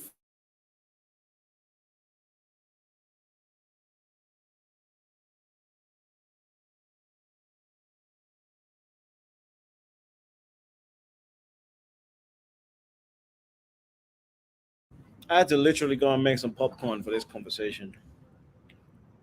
Why is that, British? Why did you have to go make some popcorn? British, you keep me laughing, man. I love it. Listen, they the good thing is that the market is going to heal, right? Markets go through boom and bust cycles, and and we're about to go through a bust cycle for the amount of women that want to be married to a wealthy guy, because at some point they're getting old. Letitia only attracts old women to her rooms anyway. Right? Like it's never anyone who's like, in the age range that actually men are actually looking for. What age range is that, British? Tell them. Come on, you know what the age range is. It's like 20 to 32, right? Right? Exactly. Like that's the age range that at 32, she's getting a little old. She's getting old. And 20, she's 20 to 20 probably to 30. young. She's able to be trained to she ain't been knocked down by a bunch of dudes. She ain't had all this drama in her life. She ain't had she not a bag lady like Erykah Badu was singing about and became one herself. I mean, it's all of that drama. We just don't have time for it. And the thing is this: the high value men that make it through this next economy are gonna be even more highly valuable. And that's what people don't understand. Go ahead. The gap keeps widening. Exactly. It's gonna get worse because they're gonna push right now. They're about to push all you guys, 60, 70, 80, 90, $100,000 guys. They're gonna push them down, and those guys are gonna be worth 50, but they're still gonna be making 100. But his money is only worth 50. He's got a pay cut without having to get a pay cut. Like I gave all my employees a raise, but they're able to buy the same amount. It's crazy, and it's gonna stay like that. They're just trying to make you think it's not. Yep. But that's what's gonna happen, and it's basically pulling the wool over your eyes. British, you got it. No, you're absolutely right. Like at the end of the day, the guys who are already rich and their own assets are just going to get incredibly wealthier. And even if the guys who are earning 120 right now, 130, 140, like imagine living in a major city and making 120 a year. Like it just doesn't make any sense. You can't even afford to, I don't know, you can't even afford to have a car at that point. based on rents, based on taxes, etc., etc. You don't even have the disposable income to have a car. But you know, as that happens, and as this market happens over the next few years, all of these women are going to come back to their common senses, and they're going to finally appreciate the men who are making 50, 60,000 a year in a remote part of America or in a remote part of the UK, that are hardworking men, and they're going to have to settle. Now, I would urge all of those men to completely ignore these women when they come back to you, and just let them keep moving forward in whatever path God has chosen for them, and focus on the women that get it, because there's a lot of women that get it. That's the beautiful thing. No one talks about that.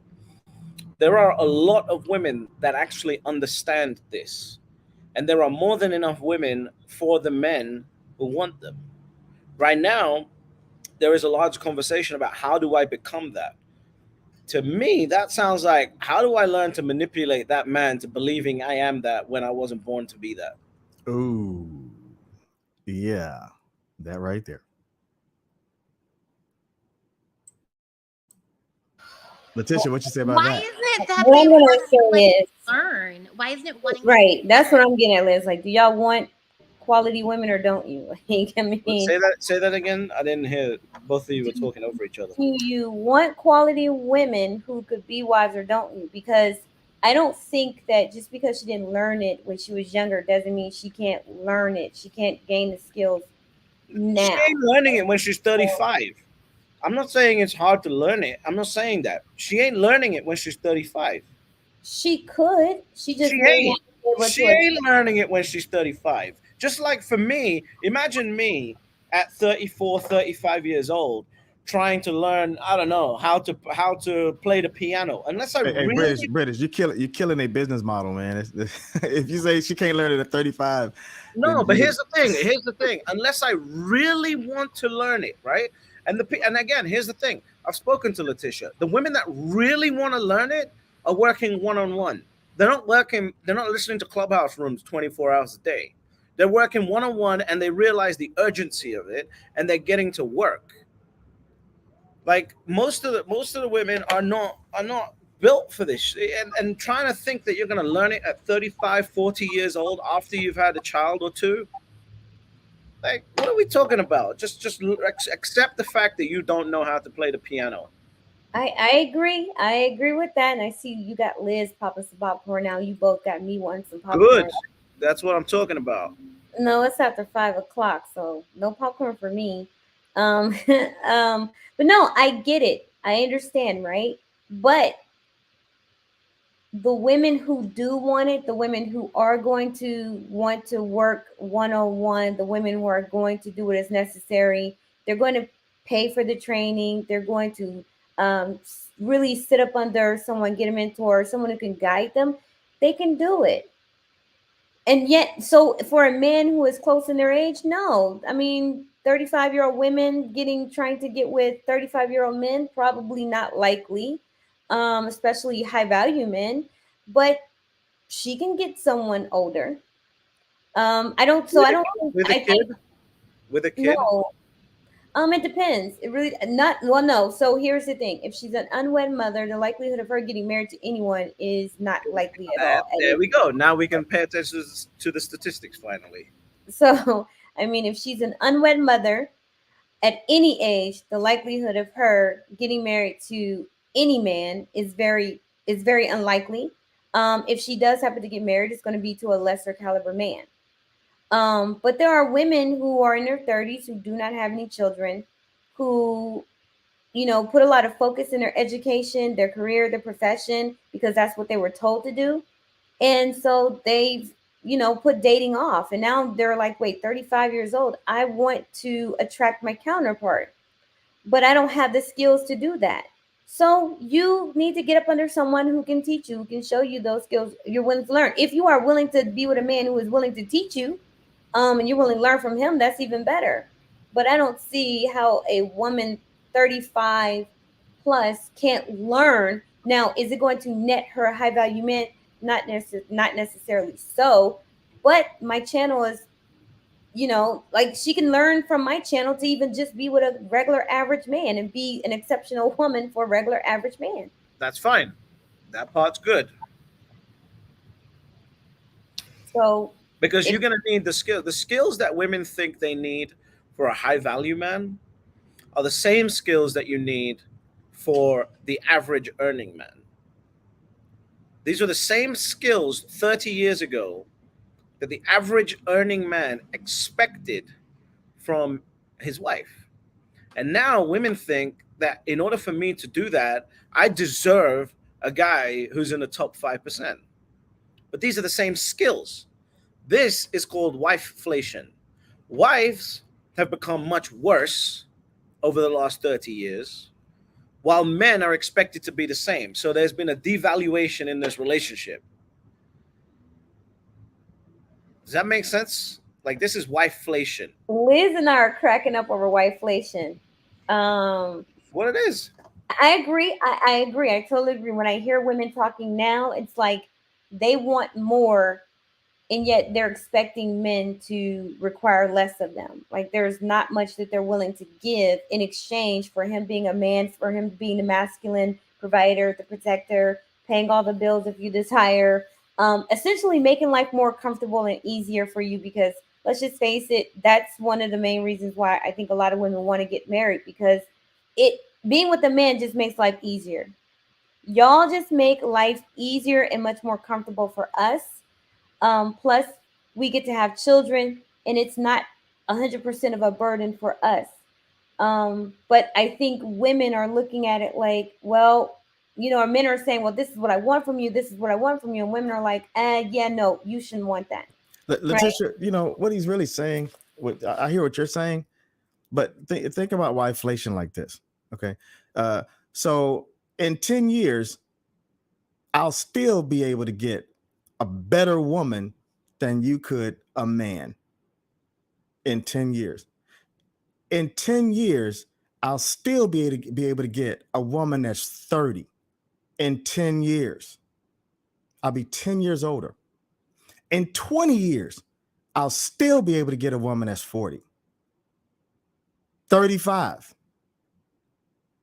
Probably in 30 30. years, I'll still be able to get a woman that's 40 and maybe 30 in 30 years. 30 years from now, my value will still be high. So what we're talking about is this, it's basically like a stock. See, my stock is going to continually go up, but yours is going to continually go down. So the best thing for you to do is to go ahead and make me make that purchase while your stock is high, not while your stock is on the way down. So right now, the economy is great to sell your house, but it's about to go down. So you need to sell it while somebody's willing to buy it and not hold it until the price starts to drop. And that's really what's going on. So women are saying, oh, well, you know what? I'll wait. I've had women that said that to me over the years. They said, oh, well, you know what? I'll wait. And you know what? I'm looking at them now and they're looking at me crazy. And I'm looking at them like, I don't know why you're looking at me. Don't look at me now. You 40. I don't want you now. I'm not interested in you. Not now. I'm interested in somebody's 30. So I'm going down. I want your daughter. And you know what? If in the 10 years, your daughter will be mine. Or I'll be knocking her down. And I'm just trying not to use French. So I'm just saying. So my options open up as women's options go down. And the rest of these men, you guys are basically passing on all of these men and you're saying, okay, I want a high value man, but we don't really necessarily want you. So we don't. I mean, you would have to really be like a certain caliber of woman.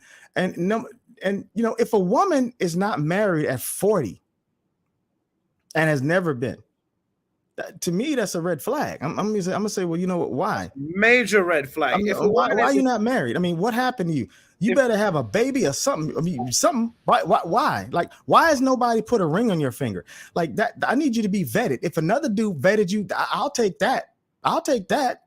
I mean, if somebody had to vet you, otherwise I'm gonna have to vet you myself. But if you're 40, 45, man, I had a woman that was 50 years old. And I'm not saying that's old because I'm 52. but she's 50 years old, and she's she was a whatever they call them today, a flight attendant. That's what they call them. It was a stewardess back in the day, but she's a flight attendant, and she was trying hard to date me. I'm like, man, why are you trying so hard to like date me? You were a flight attendant for 20 years. You mean to tell me that you seem to think that I would date you when I know you're already toxic? There's something wrong. I already know you're toxic. You done had all types of men that you've had access to, and none of those men have wifed you. And you think now I'm going to do that and give you my money so I can die, so you can poison me and get all my money? No, I'm not doing that. Go ahead, British. No, you're supposed to be the gullible chump, right? That just shows up and saves the day when she's ready for it. That's exactly true. I think a lot of people, especially ghetto women, they tend to think that because you got money, it means you're dumb or you're not street smart. It means it's like, oh, okay, well, oh yeah, I don't, because you ghetto, you know more than you think you know more or something like that. They think that you don't know certain things, but you do, man. We just making you think you know things you don't really know, just so we can just let your low self-esteem do what it does. But we already know all about you. I know a lot of people triggered right now, but I don't care. It's what it is. It's what we already know. If any man, any person, man or woman, right, or self-identified penguin, this can become successful, one of the traits of success is learning how to recognize patterns. So there'll be women out there saying, but I'm not like that. You might not be, but I don't take those risks because I've had to learn to pattern recognize and avoid those risks. So it doesn't matter whether you are the exception, the needle in the haystack, this, that, and the other. You're going to have to work 20 times harder to get a man to be convinced because he's been used to that pattern recognition. And that's tough as hell. Can I say something? Yes, go ahead. Yeah, well, hello everyone. Thank you for having me here, Letitia. I was in your room yesterday, and yeah, I do have a few things to say about this topic, and I do agree with what most of the guys have said. It really is troubling, I guess, when I look at young women, especially American women, and the way they fight against what should come natural to them.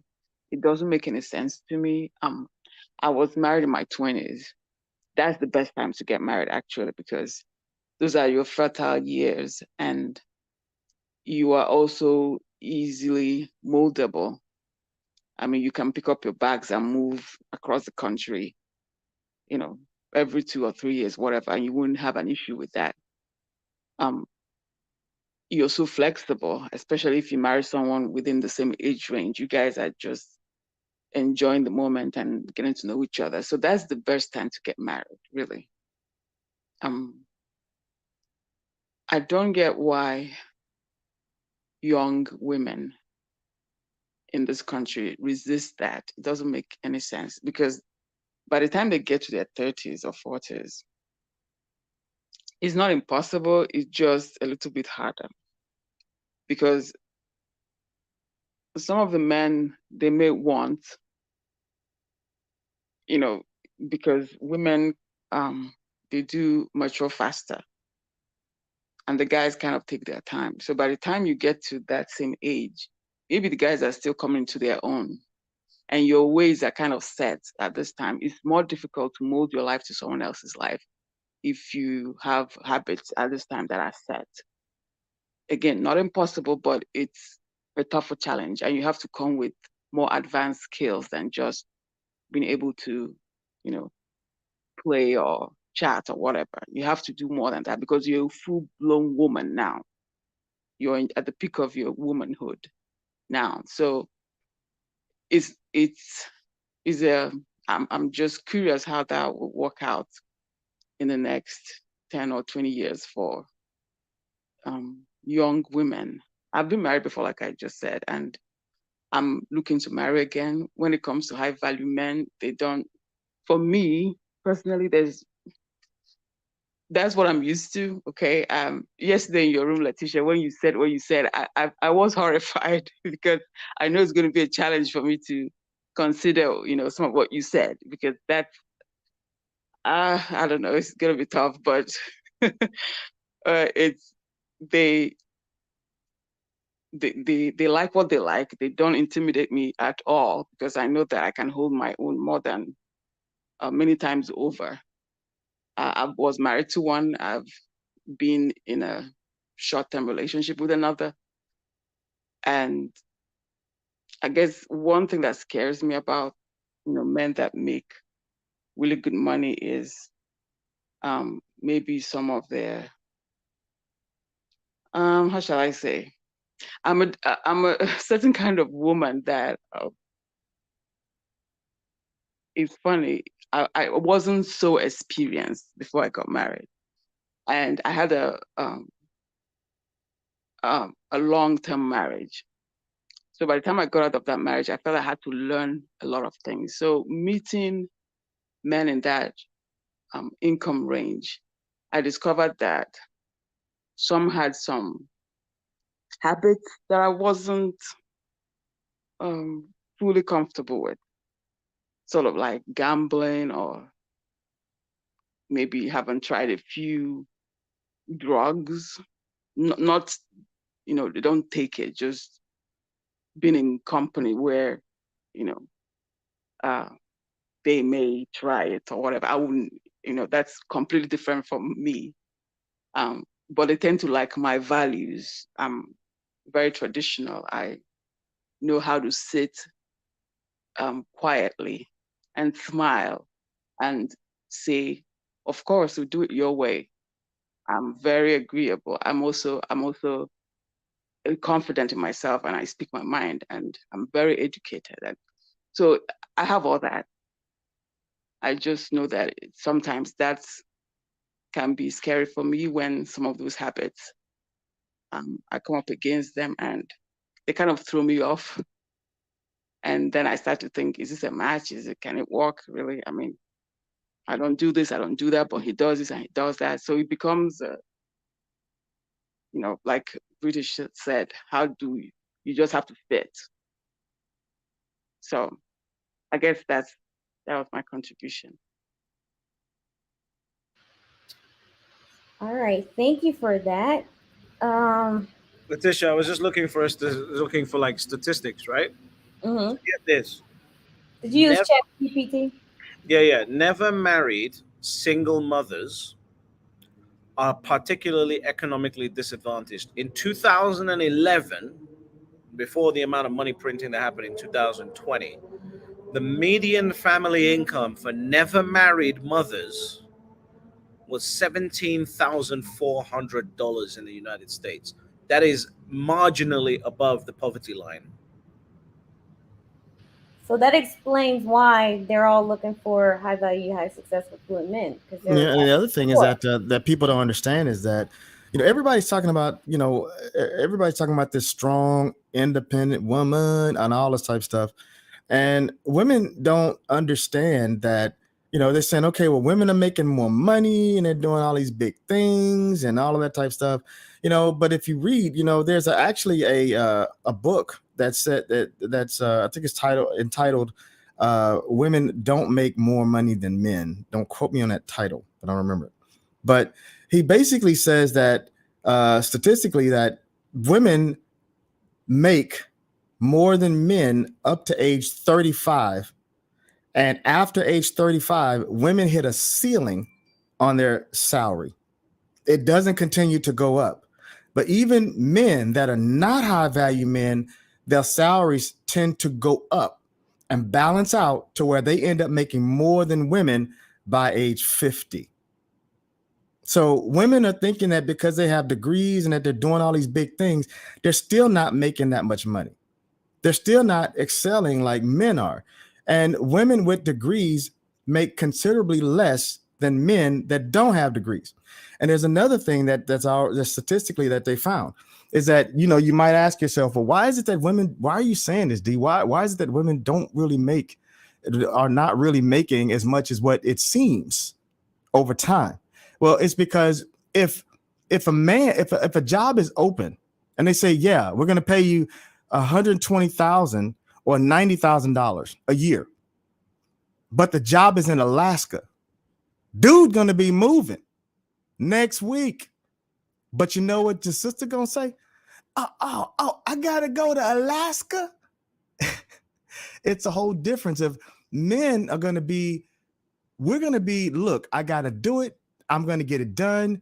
That's just that. Women are not going to see it from that perspective. We're going to do whatever it takes. But women, they just don't, it's just not natural for them. So we'll take jobs and we'll work extra hours. We'll work overtime. We'll work 80 hours a week. A woman's not going to want to do that. And we'll work 80 hours a week for the rest of our life. No problem. A woman is going to say, I deserve to not have to work 80 hours a week, and I still deserve to be able to have a lot of money. And I also deserve to be on vacation every week and be able to spend all this money in ways that don't have to have anything to do with paying rent, buying a house, and doing all these other things that I got to do with life. And and by the way, I need all these outfits and I need all this name brand stuff so I can show my booty and all that good stuff to my friends and make them think I'm making a whole lot of money when I'm really broke because I'm spending everything that I make. It's just the wrong mentality. So yeah, I'm off my soapbox. I'm done. That's an interesting point. British, those are great statistics, right? Because we hear a lot of the conversations about how women are out earning men. Total farce. Right. If you look at the data says otherwise. Also, not just the data, but anecdotally, right? If women were out earning men, you wouldn't see a push for a lot of women wanting these highly successful men, these highly affluent men. I don't think it has anything to do with, I don't want to date a man who makes less than me. I don't want to date a man who, can't carry his own weight. I think the reality is that a lot of women are poor, right? Especially across the world. So my question to you guys is, do successful men take issue? Because other studies show that the quickest way for a woman to get out of poverty is through marriage. How does that make you guys feel, knowing that a woman could possibly marry you because she's poor? I don't give a shit. She's poor anyway to me. I don't give a damn. She's already poor. What are we and in most cases, she's Go ahead, Bridget. No, after you go on. Basically, she's already poor in my mindset. I mean, it's not like she's coming from some wealth, and then even if she went to college and got money or whatever, she's still in a poor mindset. I mean, we're in America, man. We're just now getting into where we're getting, where we're having something. But still, the mentality of being poor, it's still in our blood. It's in our DNA. So we still make moves that are like poor people moves. Like right now, poor people they're thinking about, it's kind of like what you guys are saying. Well, yeah, you guys are still thinking about marriage while the husband is thinking about the economy. Well, that's kind of poor people's mentality. Poor people think like that. But people that have money, people that are wealthy, they're not thinking like that. They're not thinking that way. They're thinking about maintaining their status. I was watching a documentary today, and it was talking about how and because we think it's only in America, but they were showing it how Black people in Africa they would save for years to be able to buy a car that they cannot afford just to pay the down payment. And then he would have to put that car on a loan for 11 years. And that's today. But then they went back to slavery, to right after slavery. And they said that a person would work for a Black person, not white people was doing this. Black people at work making $4 a week, and they're the lowest on the totem pole, making $4 a week.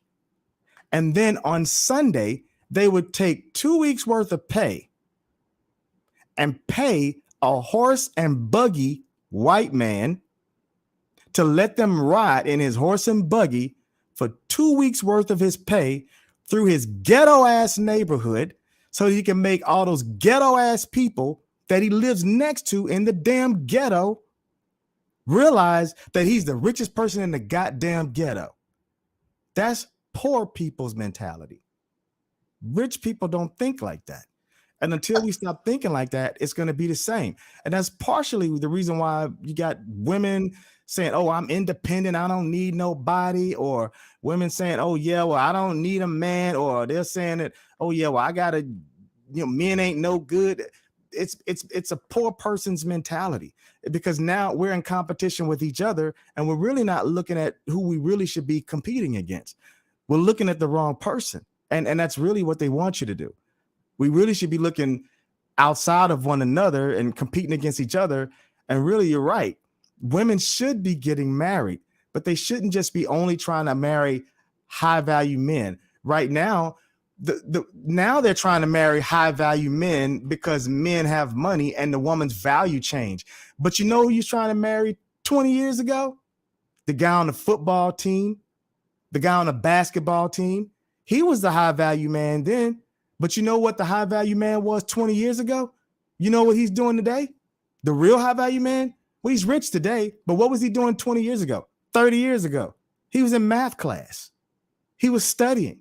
He wasn't on a football team. You passed by him.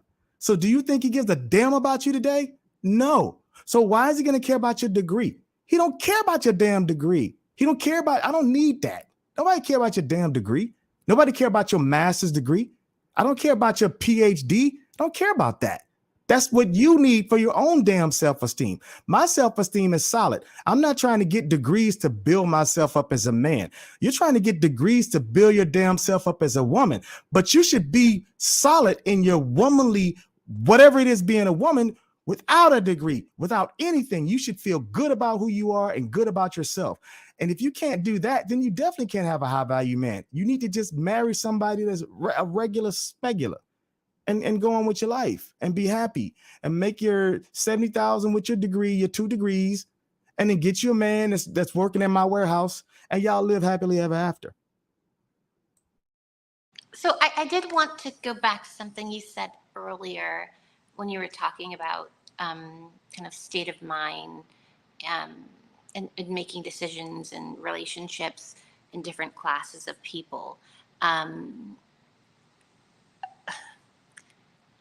Would you not say that it is reasonable to believe that even if you are a person who's considered wealthy or, as you said, rich, that you do want to maintain that, which means making sure that you produce children that can maintain everything that you've worked for and that they marry and commingle with others who are at or above your level so that the seeds of their fathers can grow and can meld together, right? So it's generational, and making sure that those social and economic relationships are formed to continue forward through generations. Like, I think, to me, like, that's something I was taught. That's something that I see very often when I'm out. But that's my thought. So just tell me what you think there.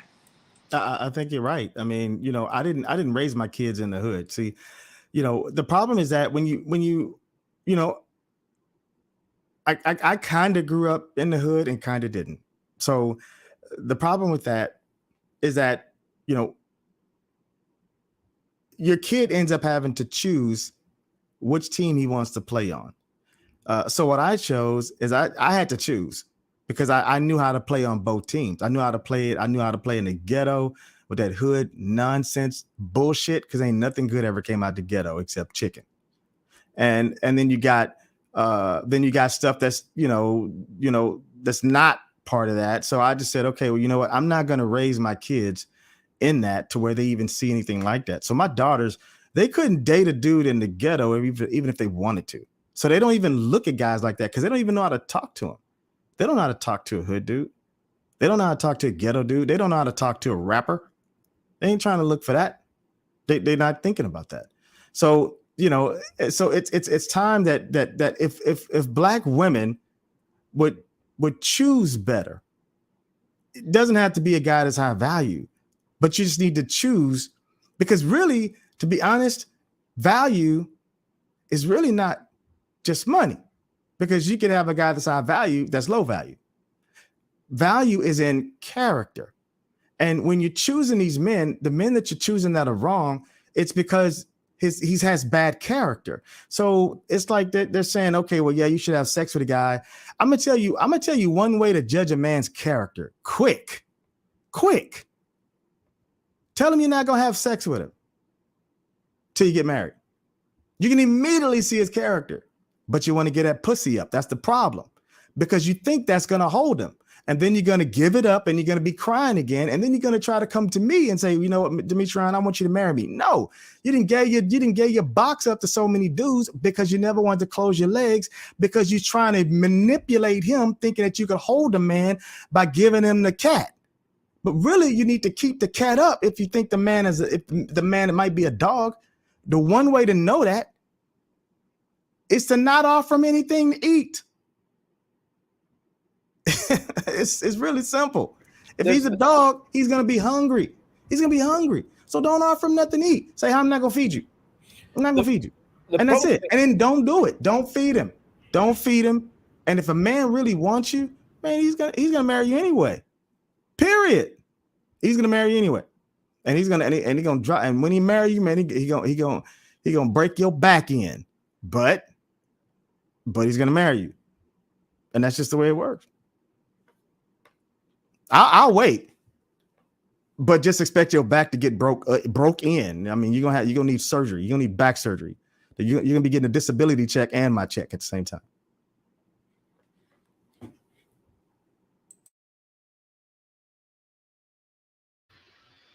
British, you were trying to say something. Yeah, I mean, I agree with what he's saying. However, if a woman is not a virgin, then I think the value of what he's saying goes down. I'm not saying it diminishes completely, but the value of what he's saying goes down. Unfortunately, in life, there are some things that you have to get right. British, you're absolutely correct. The woman I'm speaking of is a virgin. So she's a virgin. She's never had sex. That's different. That's How many of those are there out there? Like really? How many what? How many of those are there out there? I don't know. There's one that I know, and I'm gonna break her damn back. Oh Lord. Okay. Yeah, y'all gonna hear about us on the news. Now you just told these women if they virgins to withhold the cat. I mean, you know, So she's listening to you.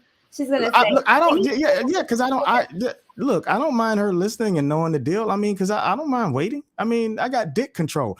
I mean, I have, you know, a man that, you know, a high value man can control whatever he wants to control. When I didn't want to control my dick, I did not control it. When I wanted to control my dick, I can control it. I mean, we didn't get to the level that we are by baking freaking cookies. I mean, you don't get here by baking cookies. I mean, I didn't get here by just by going and shooting some freaking dice. I mean, I got here from a lot of work in a society that doesn't fit me, that doesn't look like me. I mean, I had to overcome a lot of white people that's tripping, a lot of managers that ain't SHIT, just a whole lot of nonsense. So it really takes a lot to get to where we are, a lot. And the biggest problem is that most women don't have a respect for that, because they just think Kobe was born dunking. But they didn't see all the work that he did to get where he was when he was 6 years old shooting all those shots. They just get to reap the benefit at the end. But it took a lot of work, and we remember it, and you never will see it, and you don't have an appreciation for it.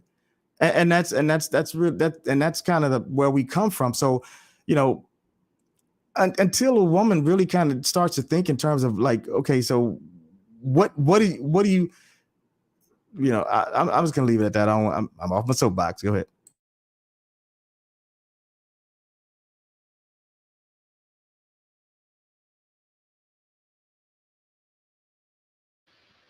All right. I guess I'll just take the time to say, well, thank you all for coming and viewing the channel. Make sure that you like, share, and subscribe.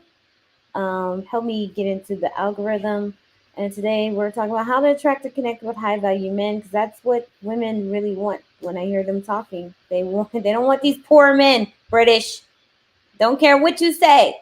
Listen, But according to British, if you're 35 and up, it's over. It's a wrap. Not gonna happen for No. you. Me too. Not just British. I mean, 35 and up, man. I mean, you too hard headed. I mean, you're not about to change nothing. I mean, once you get to be about 32, I mean, it's I mean, you're gonna be too hard headed. I mean, you kind of be stuck in your ways, and really the only reason the ideal age even is at the 30 standpoint is because we know that you're gonna change. You're gonna start coming into your identity at 30. And once you come into that identity, then you're going to kind of start knowing who you are as a person. You know, your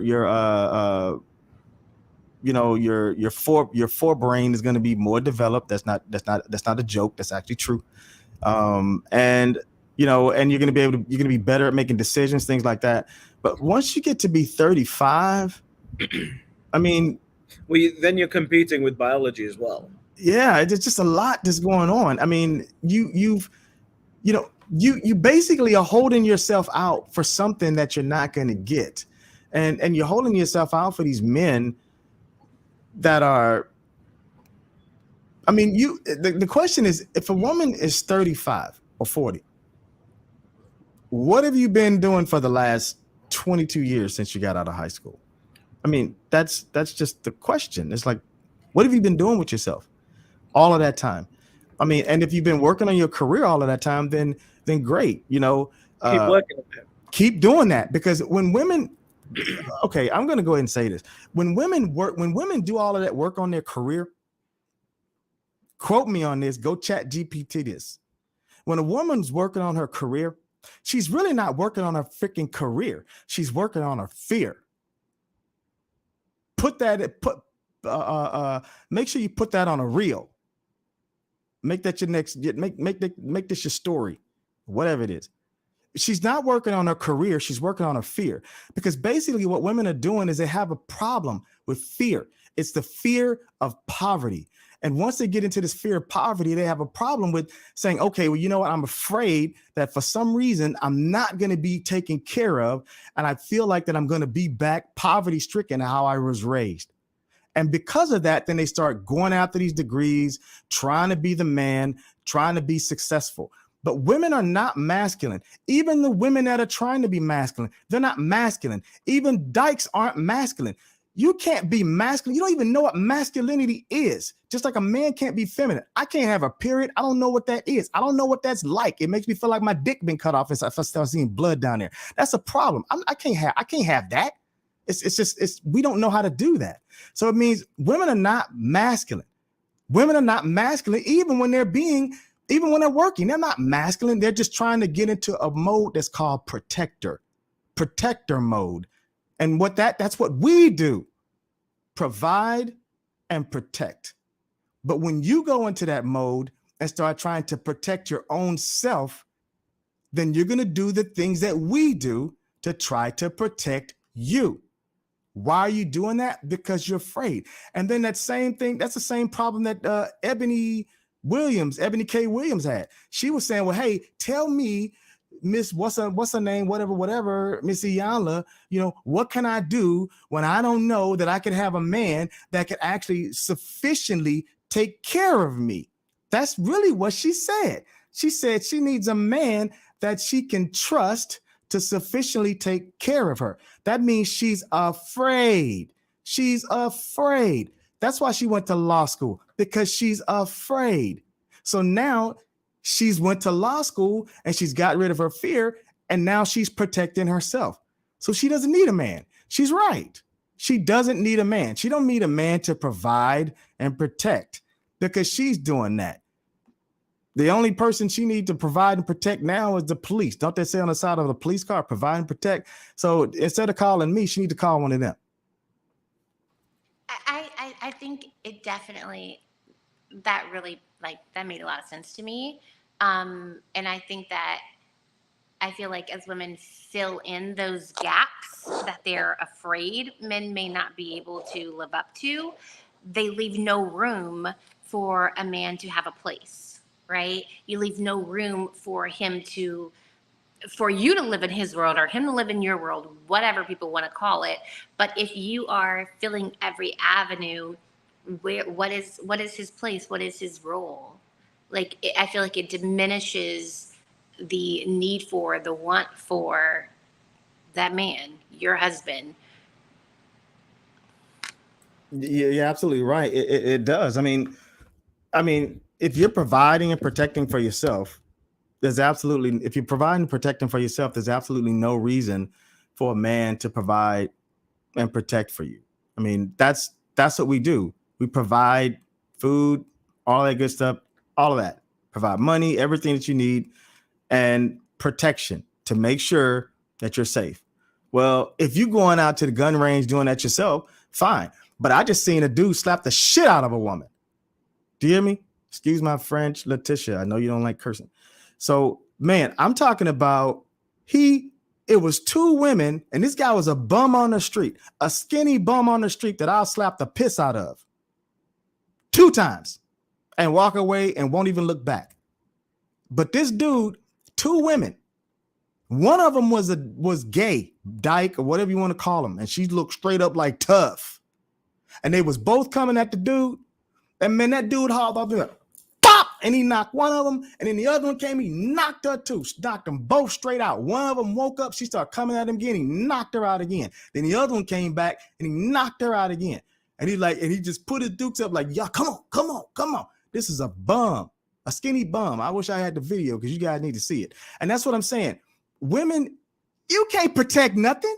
You ain't about to protect nothing. You can't protect yourself. I mean, once we get it, man, let something go down. Let us go to war.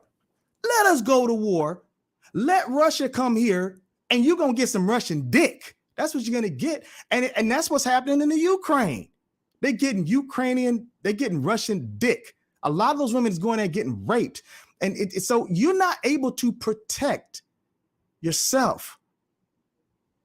It takes a man to do that. And a lot of women will get triggered by this, but the truth is sometimes triggering.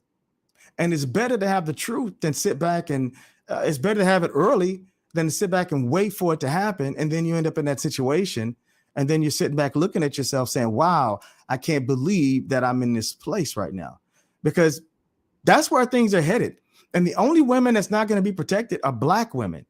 Because you don't hear white women talking about, oh, I need to protect myself. Oh, I need to provide and protect for myself. That's only a low-class Black woman thing. And you see it in the white community, but you don't see it in the higher classes. That is a ghetto white woman thing and a ghetto Black woman thing. And women that came out of the ghetto, they still have the ghetto mentality. She might have a degree, but she's still thinking the same. Her mind's still in the ghetto, and she's thinking that exact same way. So this is a low-class, poor people's mentality. And until we don't get out of that nonsense, I mean, we're going to still see some of the same problems, and it's just going to continue to perpetuate itself. So it's just a mess, especially on Clubhouse. Just a mess. Just stupid niggas and stupid women saying stupid stuff to each other, men acting like women and women acting like men, beta males because he's raised by his mama, and then all these women want to talk about, oh well, yeah, well I know I can co-parent. You can't co-parent. We've already been goddamn co-parented. That's why we walking around acting gay. It's because we ain't had no daddy around. We already had that. So what you talking about? Oh, we gonna do that again, and that's supposed to work this time? Cause you doing it? No. Now your little boy got braids in his head to his butt. And then he trying to act like he's a man. He's not. He's out acting like a man. Cause he ain't never seen that. You can't be no damn man. Oh, well, ain't nothing wrong with me. What you twisting though? It's just nonsense. So women, you guys got to just wake up and stop this nonsense, because you're destroying our community with this bullshit. Destroying our community. It's just stupid. But I know this is a high value man things room, so I'm sorry. We need emojis. Where are the emojis? Because in my mind, I was sending emojis the entire time. I think, I mean, I can't speak for the black community in America. I'm not black and I'm not an American, so that would be kind of false if I did that. However, I think the conversation that Letitia should be having, and I've been saying this to her for a while, is helping the 20 to 30-year-old woman understand why marriage is important. At this point, I genuinely think women don't really care about marriage.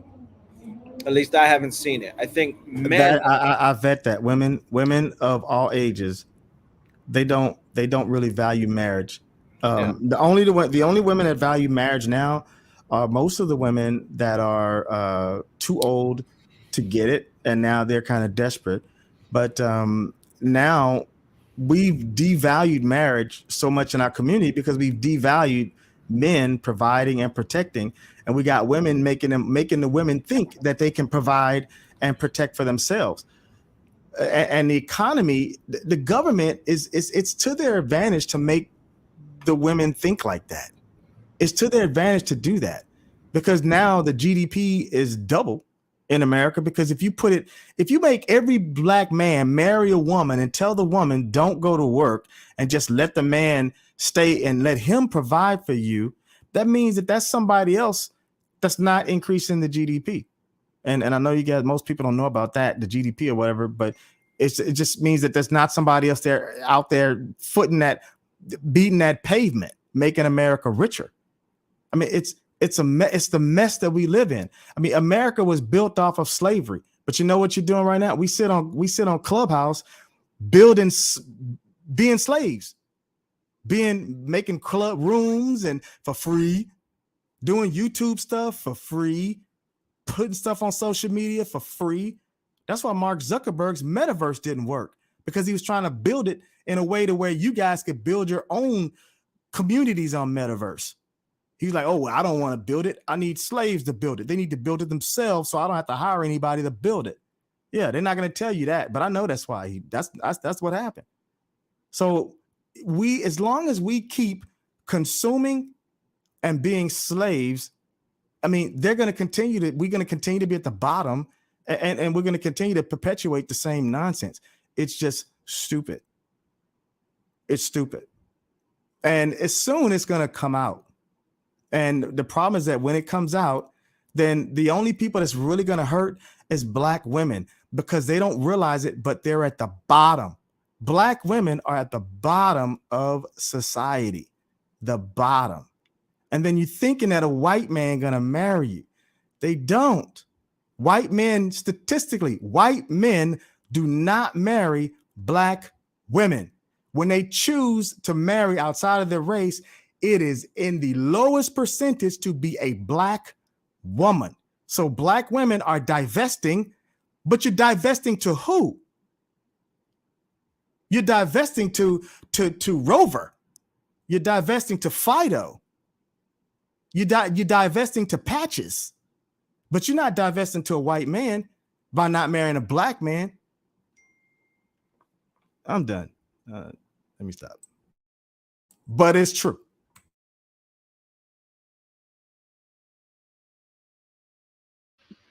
Liz, I see you with the glass. Demetrion, they're going to. Yes. Cheers, doll. Wait, I have to stand behind the camera. Cheers. Yes. I'm like, That's oh, not okay, for give me tonight. a glass of wine. Demetrion, definitely some great gems. You know, I'm going to make you go viral with these shorts, right? Yeah, that's no problem. British, what are your thoughts? Like I said, I can't speak to the um, Black American community. I'm not black and I'm not American. However, generally speaking, I think the conversation that's like there are definitely some women out there that should just be working, right? Because that's how they're built, etc., etc. They're just the infinite minority of women. So I think, when you read all the studies around what makes women happy in their early life and then in their later life, what you find is that the most depressed group of people are 42-year-old single career women with no children and no husband. And I think women have to pay heed to that. Again, you don't have to listen to me, you don't have to listen to anyone. At the end of the day, life is going to take you on the path life is going to take you. The beautiful thing about life is that life is a product of your choices. And because life is a product of your choices, unfortunately, a lot of people are realizing that they're making the wrong choices, but they're realizing too late.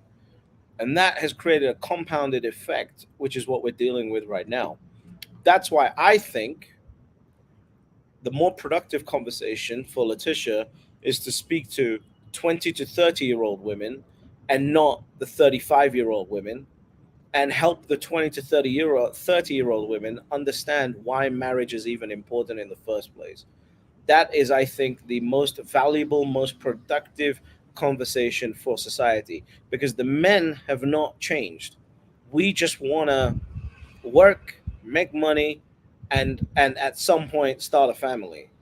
So the men are always here. The men at the lower ranks, I believe, have changed, but the men at the top, no. The goal is always the same, because we're mentored by older men, and we always learn from the lessons and the experiences of older men, and that's what I got taught, etc., etc. So the most productive and valuable thing that anyone could do is talk to younger women and help them get over the betrayal that older women have conducted in the last, I would say, 15 to 20 years. But that's my perspective. Overall, I can't really comment on everything else. I don't really care, to be honest with you. My goal is to make my life successful. I appreciate anyone who's thinking wider about a specific community. I think that's admirable, and I think that's really great. Personally, I don't care. Um, Not just specifically about the Black American community. I don't care about most things. I think that one conversation with a 20 to 30-year-old woman, thinking that that's going to make an actual impact, is futile, because the moment she turns on her phone, there is $1 trillion of advertising going in the other way to make her believe that that path is right. So how do you get a young woman to accept that maybe marriage is right? And by the way, marriage in most circumstances doesn't mean you get to sit at home and eat popcorn and drink wine like Liz. Marriage in most circumstances means that you're also working, right? You need two incomes. So when you need two incomes, a woman has to decide, like, okay, I actually want to be married and I see value in marriage. And I think that's the conversation that needs to happen. Okay, so British, I have a question for you. We not gonna come to Liz and her popcorn and her wine. Um, I have a question for you, British, because you're saying I should have the conversation between with the women under 30. I agree, but tell me, how do I discourage the older women from uh basically being attracted to my message? Because those are the ones who really want marriage, right? Younger women 20 to 30 aren't really focused on it. It's I not think, true. That's not true. The older women want a savior. They don't want marriage. okay, They Samantha, want a savior, and they've decided that marriage is the fastest way to get to a savior. And so okay, that's if they really wanted marriage, a woman doesn't just wake up and go, you know what? After I've lived the whole career life, I've just now suddenly decided that I want marriage. okay, That so never happens. semantics aside, regardless of the reasons why, or It's not they, semantics. they still want, no, because they still want to be married, right? Whether But they want to be wives or not, they still want to be married. So the but question understanding is, the why is important. but Why is important. okay, but I'm trying to get to a bigger point. How do I discourage the Don't women? discourage them. Don't discourage them. What you should do is sell them the pipe dream. You should not discourage them. Sell them the pipe dream. Just tell them it's going to happen. a high value man, you're 35 years old, you have a child, a high value man who's 36 to 40, is gonna marry you someday, pay for my coaching program, etc., etc. Just sell the pipe dream and focus on the real mission, because life will handle those people. Life will handle those women. You don't need to, right? Life will handle them. You don't need to discourage no one. You don't need to discourage anything. And the beautiful thing about that is when you sell them the pipe dream and they join the coaching program after, not thinking that they need actual any help, they'll at least learn something. So hopefully, if a man does decide to marry them, they'll have some skills and strategies that they didn't know about for the rest of their lives. Yeah, but I understand that. But you first start off saying the conversation, Letitia should be talking to the 30 and under crowd. I think My message doesn't discourage any age demographic, right? I'm not saying, oh, I'm only talking to older women. No, my message doesn't focus on older women. My message is very broad, but I do say that I'm speaking to most of women under 35, right? I So don't know. I haven't seen it, because the women that I've seen you converse with in public, they're always. I've told you how many times have I challenged, like, make one woman come up on stage that's under 35 with no kids, or under 30 with no kids, and trying to say, okay, yeah, I want to actually get married and I want to be a wife, and have a good reason for doing that. exactly, but this is But the that's not point, the audience. I feel right? like the people who do not feel confident enough to come up and ask the questions, to come up and say they don't know, are younger. Like those who are in the is it called Hey, the glue or the gludge, the goo, whatever. Like they are often, when I've looked through, because I browse and see who's in the room, and I think it's a matter of like this is new territory. They are really in a land that they have never ventured into before. They've never heard about it. Wasn't in their history books. Their mothers, their parents, they didn't teach them about these things. This is a new world. Liz, have you heard of the Yes. have you heard of the phrase "closed mouths don't get fed"? Absolutely. Okay, And I so if also those understand that immaturity can impede learning. good. So if they don't want it enough to say I need help, then that's their life path. Okay, but In the okay. eternal purpose of God. So there seems to be some confusion because yes, what happens on Clubhouse, right? There's a lot of older women on social media who is attracted to my message. But the women who are in my mentor program, let's see, I think the oldest right now is 32. That's great. Then So it's then it might be working. But my point is, scale the message for the younger women. They might already be coming to you privately, but scale the message for them. Like how to attract and connect with a high value man, which is the title of this stream, might make sense to someone who's already understands that marriage is a thing and it's important. But what I'm trying to say is they don't even know why marriage is valuable. That's the conversation that I think needs to take center stage. I think I I don't think part of disagree the with problem, that. Letitia, I absolutely agree with that. I think part of the problem, Letitia, is that if you're looking at the Clubhouse audience, Clubhouse has been around since about 2020, which is 3 years ago. And the audience that was on Clubhouse was the audience that was from Instagram. And the Instagram audience back in 2020 was age 25 to 35. So now that age has went up. So now that age is likely 27 to 38. So that means that the age range for the people that are on Clubhouse are likely getting older, and even the stuff that everybody's on Instagram, they're getting older. It's the same problem that's with Facebook. Everybody's on Facebook is old now. But all those people were in college in 2005 and 2010, but that's 20 years ago. So that 25-year-old 20 years ago on Facebook is now 45. So if you're going to have that type of message, just from my marketing background, that message would need to be on TikTok, not Clubhouse. if you're going to go after the age demographic that is age 30 to 20 to 30, looking for a man that's high value, it would be a message over there. And they'll probably come over here to watch, longer, platform things. But that's where the age that is 20 to 30 today, not on Clubhouse.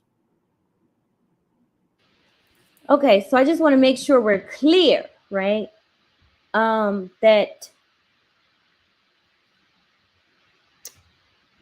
women who are 30 and under should be the target audience for whom exactly when it comes to marriage, right? Because I think any woman at any age can get married. She just has to be strategic and understand her dating lane, because yes, there are older women getting married. You can't sit here and tell me that there isn't. You said any woman at any Yes, age. there are. No. You said two very specific things. You said any woman at any age. Yes, can get married.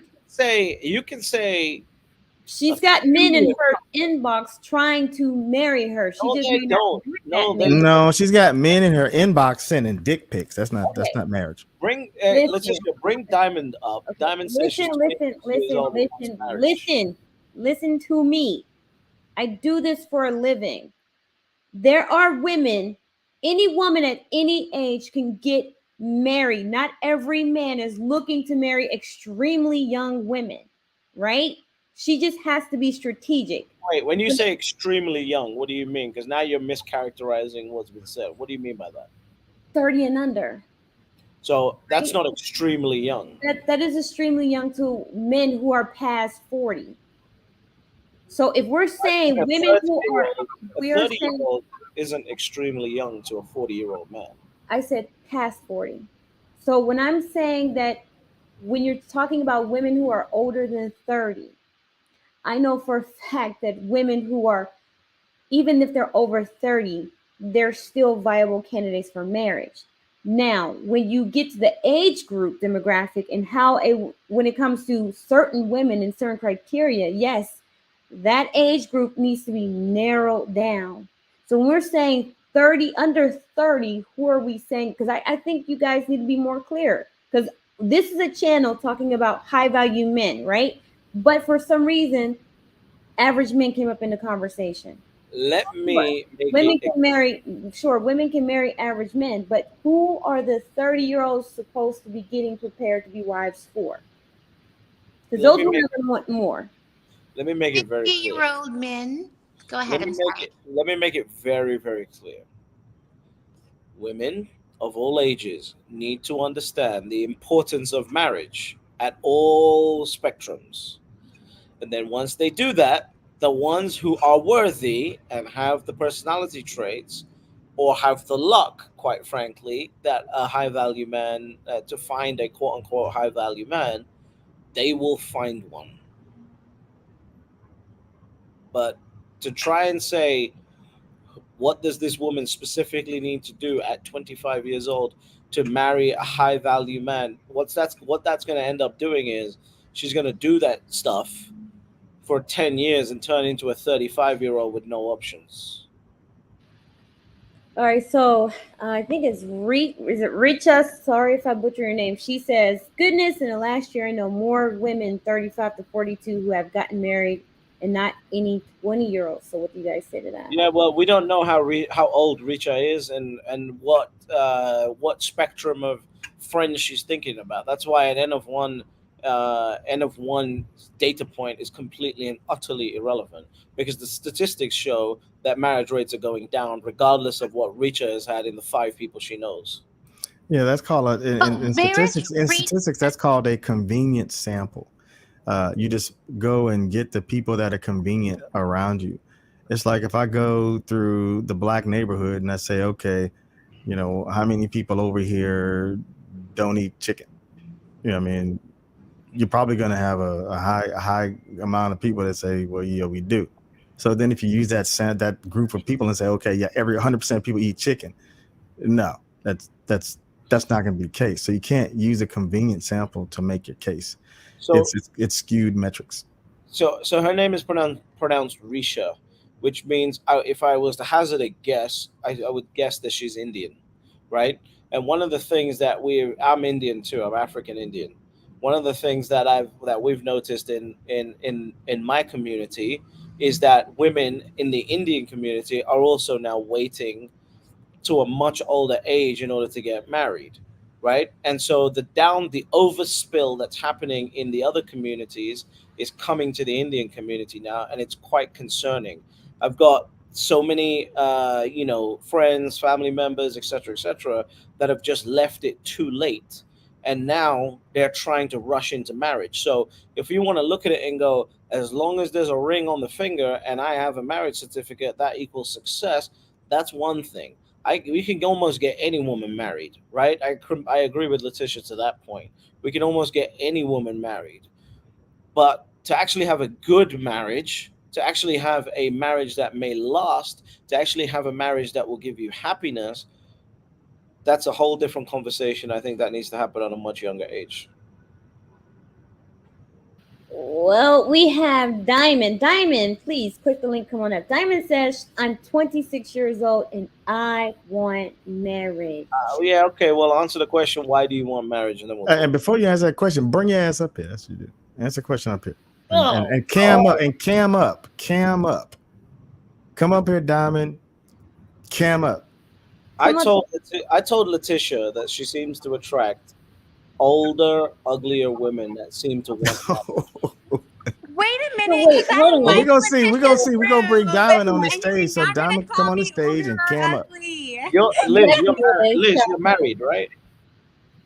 Yes, Okay. I'm married, but Show I'm us. listening to Hold her. on, Liz. Liz, Is he high value, Liz? And is he flash the alpha? ring. Liz, flash the ring. Let's see the ring.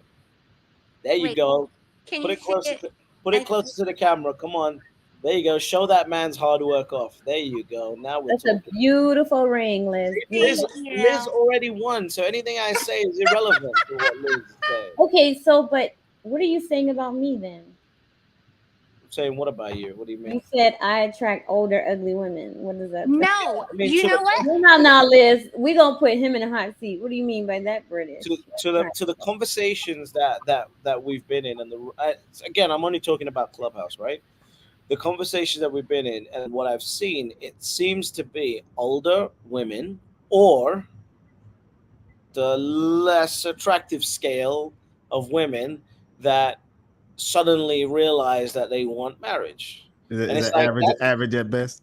that's listen, that's fine. I understand you want marriage, but maybe you need Letitia's course that's like how to attract the average man if you're lucky course, not the high value man course.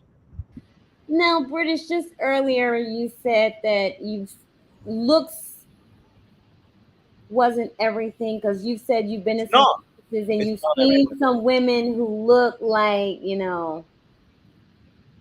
Here's the one thing. Here's the one thing. Looks are definitely not everything. I don't want any woman to ever believe that looks are the only thing that a successful guy is looking for, because it's not by any stretch of the imagination.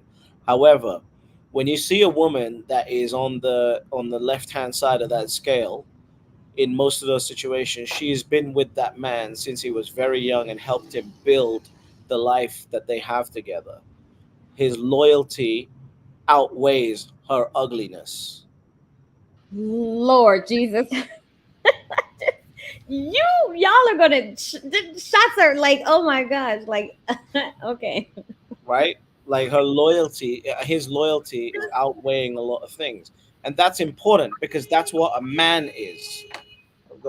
That's what a man is. A man is able to be loyal. A man is able to is able to stick to his word and stick to his commitment. Now, if you're looking to catch one who has already become successful, he's going to have higher standards, and as he should, because if he doesn't have higher standards, then he doesn't have a high self-esteem. He doesn't have a healthy ego.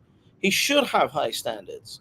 So when you see We don't do unhealthy egos. I need a big ego. exactly, when you see a man who has become successful and then he's chosen to be with an unattractive, bad attitude, this, that, and the other type of woman, you can clearly see that that man has internal struggles that he's dealing with that he hasn't gotten over. See, I know how to make the roller Yeah, coaster that's work. a huge no. I feel like women need to recognize that as a big red flag. Like, yeah, just huge red flag. I did want to go back. You were talking about your audience and those who have interest in Diamond Wade's comment. Um, age range of those who are interested. I do agree that I think women who are in their 20s would definitely benefit for the things from the things that you have to share. But I think that women who are in their 30s and have perhaps started adult life earlier than they expected and now have children are 40s, and I've said this to you, Letitia, like I think it's important for like for me, a lot of my listening to you and coming to your rooms is like I want to make sure that with my own child, like I am talking to her about the right things. I'm teaching her the right things. I'm bringing up the right conversations. When she comes to me with questions or she doesn't know how to handle a situation, I have multiple points of views in my mind so that I can articulate the best path forward for her from basically from all the resources available to me, right? So I do think that there is an audience that may be above 30 that is valuable because at least for me, I have found value in knowing that like there are things I didn't think about. And then you talk about them and I'm like, geez, did I talk to Allie about that? And then I call my daughter at school and I'm like, wake up, I need to talk to you. You know what I mean? So I do think that there's a spectrum of value, but it definitely, there are different discussions to have with different groups. Listen, I think Kevin Samuels said it the best, right? Kevin Samuels, I remember watching one of his streams, and there was a guy who was on there talking all kinds of shit about women.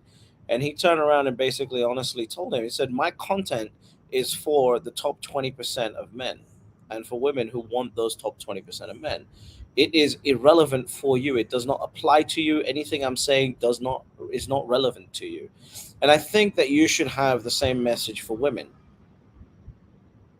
Simple as that.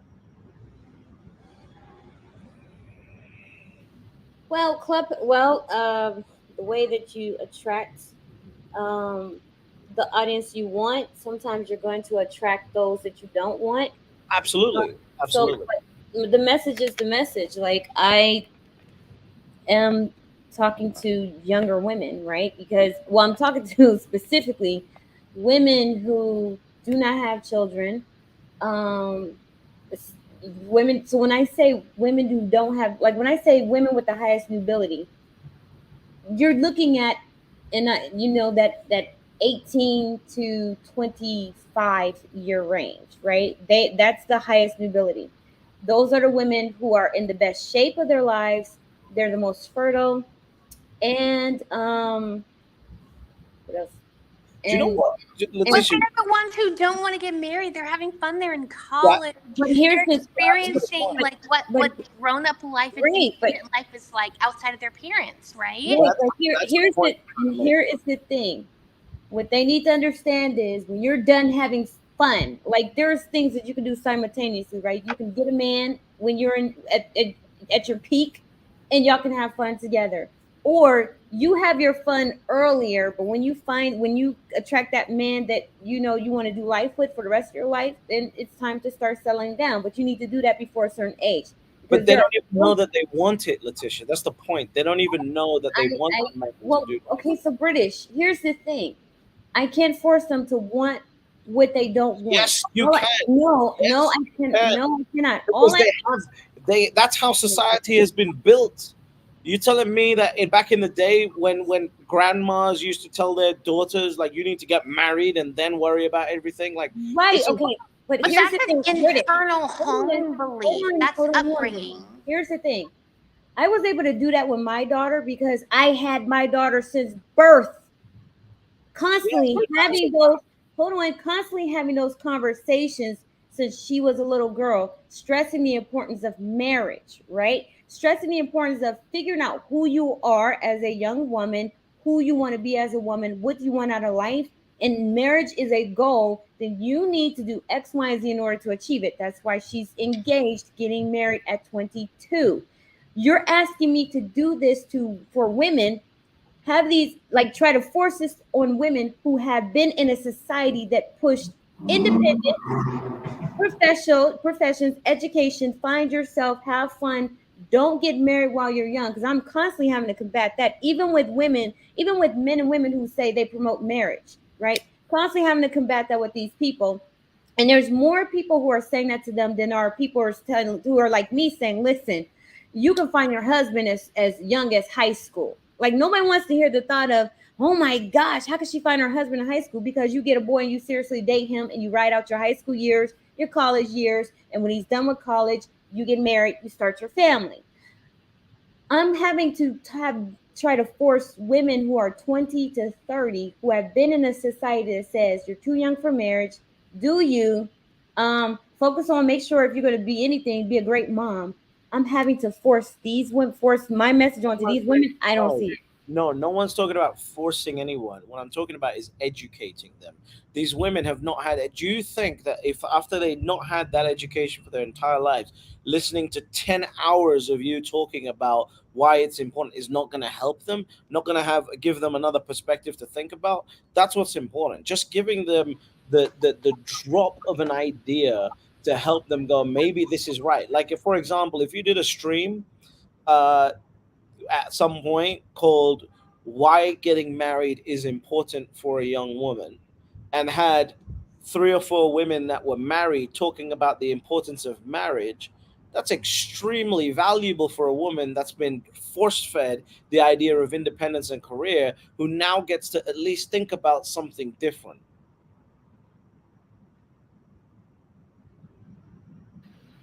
I just stuck a flaming hot chip in my mouth right when you went silent because I thought I was going to have time to finish that chip.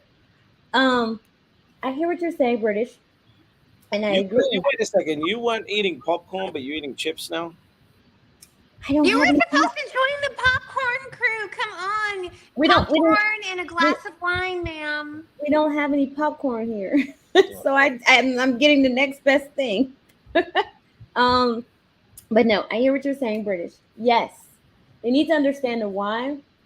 However, um, men have to accept that women are going to want to get married for their own reasons, and it's going to be on the man to choose the woman according to her reason. Not everyone believes in a love marriage. Not everyone believes in a love match. A lot of people believe in duty, honor, compatibility, and there are men who are okay with that.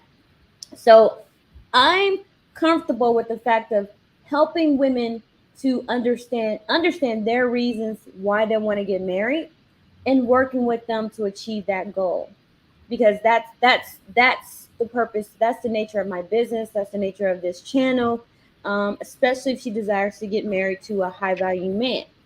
um, but I understand that my message is going to be attractive to a wide range of women, and don't and I just don't see how you don't see that younger that I'm do focus on younger women. But first off, British, they don't have any money to afford the services. You do understand that. Like that's why a lot of Not oh true. I wait, would just wait, say wait. that the older women are Not true. feverish for like the what do I need to do? I'm in a place where they feel like they're on fire. They feel like they're running on the time. They're feeling like the timer is about to But go Liz, off. And now they're going, what can I do? Who can I enlist to help me?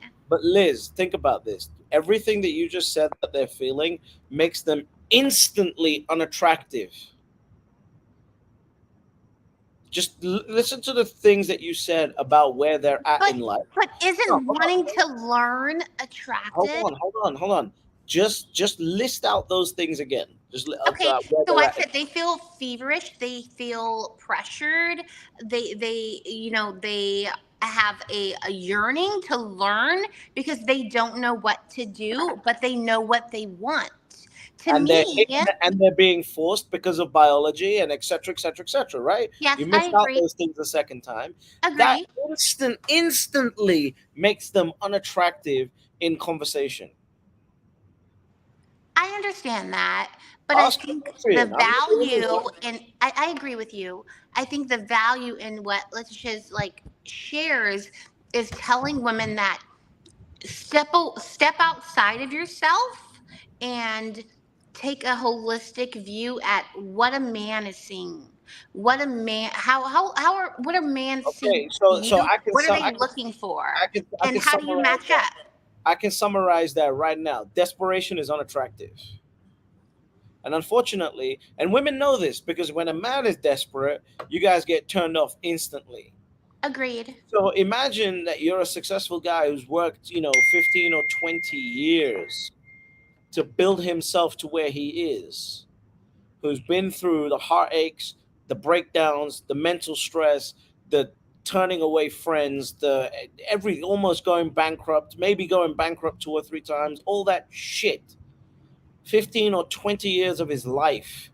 And now a woman who is biologically challenged, right? Time challenged biologically, in a rush to do that, has not been educated ever on how to do this, suddenly is now trying to figure out how do I suddenly become the right person to get this guy to marry me. Do you understand how unattractive I, that, like, do you women actually I understand how understand it's unattractive that is? I understand it's unattractive, but I also feel like, No, women don't think that shouldn't way. it be somewhat attractive that this woman sees something in you she's so attracted in that she is willing to put in the work because she wants a life with you, and whatever it takes for her to do, if she has to reevaluate her thoughts, her beliefs, her actions, her habits, whatever it may be, she is willing to put in that work. Like, to me, that is a serious commitment, I'll tell you and that's a good thing. before you get to the is that attractive, the question that runs through our mind, and Dimitri, and you can tell me if I'm wrong on this one. What runs through our mind is she faking this? Is this Oh, just for the next 3 years until I put a ring on it and put a baby inside of her, and okay, then we that's go not what back to who I she get is? you. I get you. That's not. I mean someone I mean someone who's truly looking to Yeah, like but here's the do difference. life. Here's the difference. The women that are truly looking to do that, like Letitia's daughter, get engaged and married at 22. Like Diamond in the chat, are looking for marriage at 26. This is I the feel problem. like This is the I problem. get you because I was I was a 19-year You older who guys, was. I get you. you I get it. guys are thinking that we are Labrador puppies that will hug everyone. We are Belgian Malinois. We are trained Belgian fucking Malinois. We are trained to sniff out bullshit. Excuse my language, Letitia. Exactly. We are Exactly. to sniff all of this out. And we can Exactly. sniff this out by pattern recognition because we've been around desperate men, we've been around desperate women, we've been around men trying to take advantage of us, we've been around women trying to take advantage of us. We can sniff this out completely. So to try and think that you're going to learn some tactic to try and manipulate me if Whoa, it's whoa, not whoa, working, whoa, whoa, whoa, ain't whoa. gonna work. It's not Hold on, manipulation. hold It's on, about hold on. self-change. It's Liz, about hold on, hold on. self-encouragement. Go ahead. I'm Liz, sorry. Like, sometimes, Liz, sometimes it's just too late. Listen, here's the thing. I don't treat, I mean, oh, darn now, I'm sounding like I'm sipping on wine. I don't teach manipulation. I teach mindset I know. transformation. So, Letitia, you teach good. We've spoken a lot. Letitia teaches very valuable things. Unfortunately, when someone's back is against the wall, they'll take your good intentioned, valuable education and use it for manipulation, okay, right? I see what And you're that's saying. you cannot control that, right? Because at the end of the day, all you can do is be in control of the teaching that you do. You can't control that. However, what I'm trying to say is despite all of that, despite their intention to use it for manipulation, or maybe it's genuine, the amount of red flags that go up is unbelievable. This is why an education for younger women on why marriage is actually important before they get to the strategies is very important because then at least they've got a chance of aligning their authentic self around that. Okay, so you're really just talking about like developing that foundational understanding. Liz, I don't know where I encourage every woman to go on YouTube and search for Special Forces Belgian Malinois, right? And I had one for one day, but he was so strong. He literally put me like I had scratches on my chin, so I returned him to owner. Right, And now I just play with my husband's dogs because right. damn dog was too Because strong. And yeah, no. these dogs are trained to stand right next to their controllers, their owners, and they're trained to be silent, and they're trained to jump out of helicopters and do halo jumps with special forces operators. And then after that halo jump, they're trained to be completely silent in an environment that is behind enemy lines. And then when the operator says go, they are trained to execute the person that they're aimed at, right? That's what you're dealing with when you're dealing with a man who, at 35 years old, 40 years old, has gone through life's bullshit since he was 20 years old and actually made it. That is what you are dealing with. And if you take that as a joke, you are going to be railroaded. Woo! I would say I'm giving hand claps to Liz and I'm giving hand claps to you, British, because you both made some very valid points. I agree, Liz, that a woman willing to learn and do what it takes um, is valuable. But like British said, they're doing it too late, and that's the problem. The problem is I agree with that. I do want to say that I do agree. I appreciate a woman who has, or any, even a man. I appreciate a man who's realized he's walking down the wrong path, because that's tough in life. What we're basically trying to get people to see is that, even I have to have these conversations when I'm dealing with 35-year-old men who haven't been focused on their own success and focused on random women for the last 15 years, and now they want to be suddenly successful. It's like you've been walking 9 miles down the wrong path, and not only do you have to turn around and walk down the right path, you now have to walk 9 miles back just to get to zero, and then start walking in the right direction. That's tough. That's really tough. I empathize with that. I have to agree with you because I will say, like, I've literally had people from freaking 10 years ago, maybe 9 years ago, reach out like, hey, what's going on? And it's like, you know what? I really realize what I want for my life and what I'd like it to having a wife and having children and what I want my family to look like. And I'm just like, bro, like, this is weird. Like, can you erase my number? You know what I mean? So I think it happens on both sides. There are men who take a while to mature, and there are women who take a while to mature as well. But I don't think that because they are delayed, it means that they shouldn't have the opportunity to get to a better place. Well, here's the thing: every person deserves the opportunity to try and become better. Similarly, every person who's because unfortunately for women, right, especially the women that Letitia attracts on Clubhouse, unfortunately for them, we are the buyers of marriage, right? We are the buyers in that transaction, not the sellers. We're the buyers, so we get to decide. That's a really tough situation to deal with. And by the way, I just want to point out, I tell guys that are not successful to stop with all this red pill nonsense bullshit and focus in on finding a good woman that will work with them and making a deal and figuring out life together. I don't tell them that they should continue thinking about this. I tell them you've got a 5% chance of creating success and staying there in life. You're not there by the time you're 35.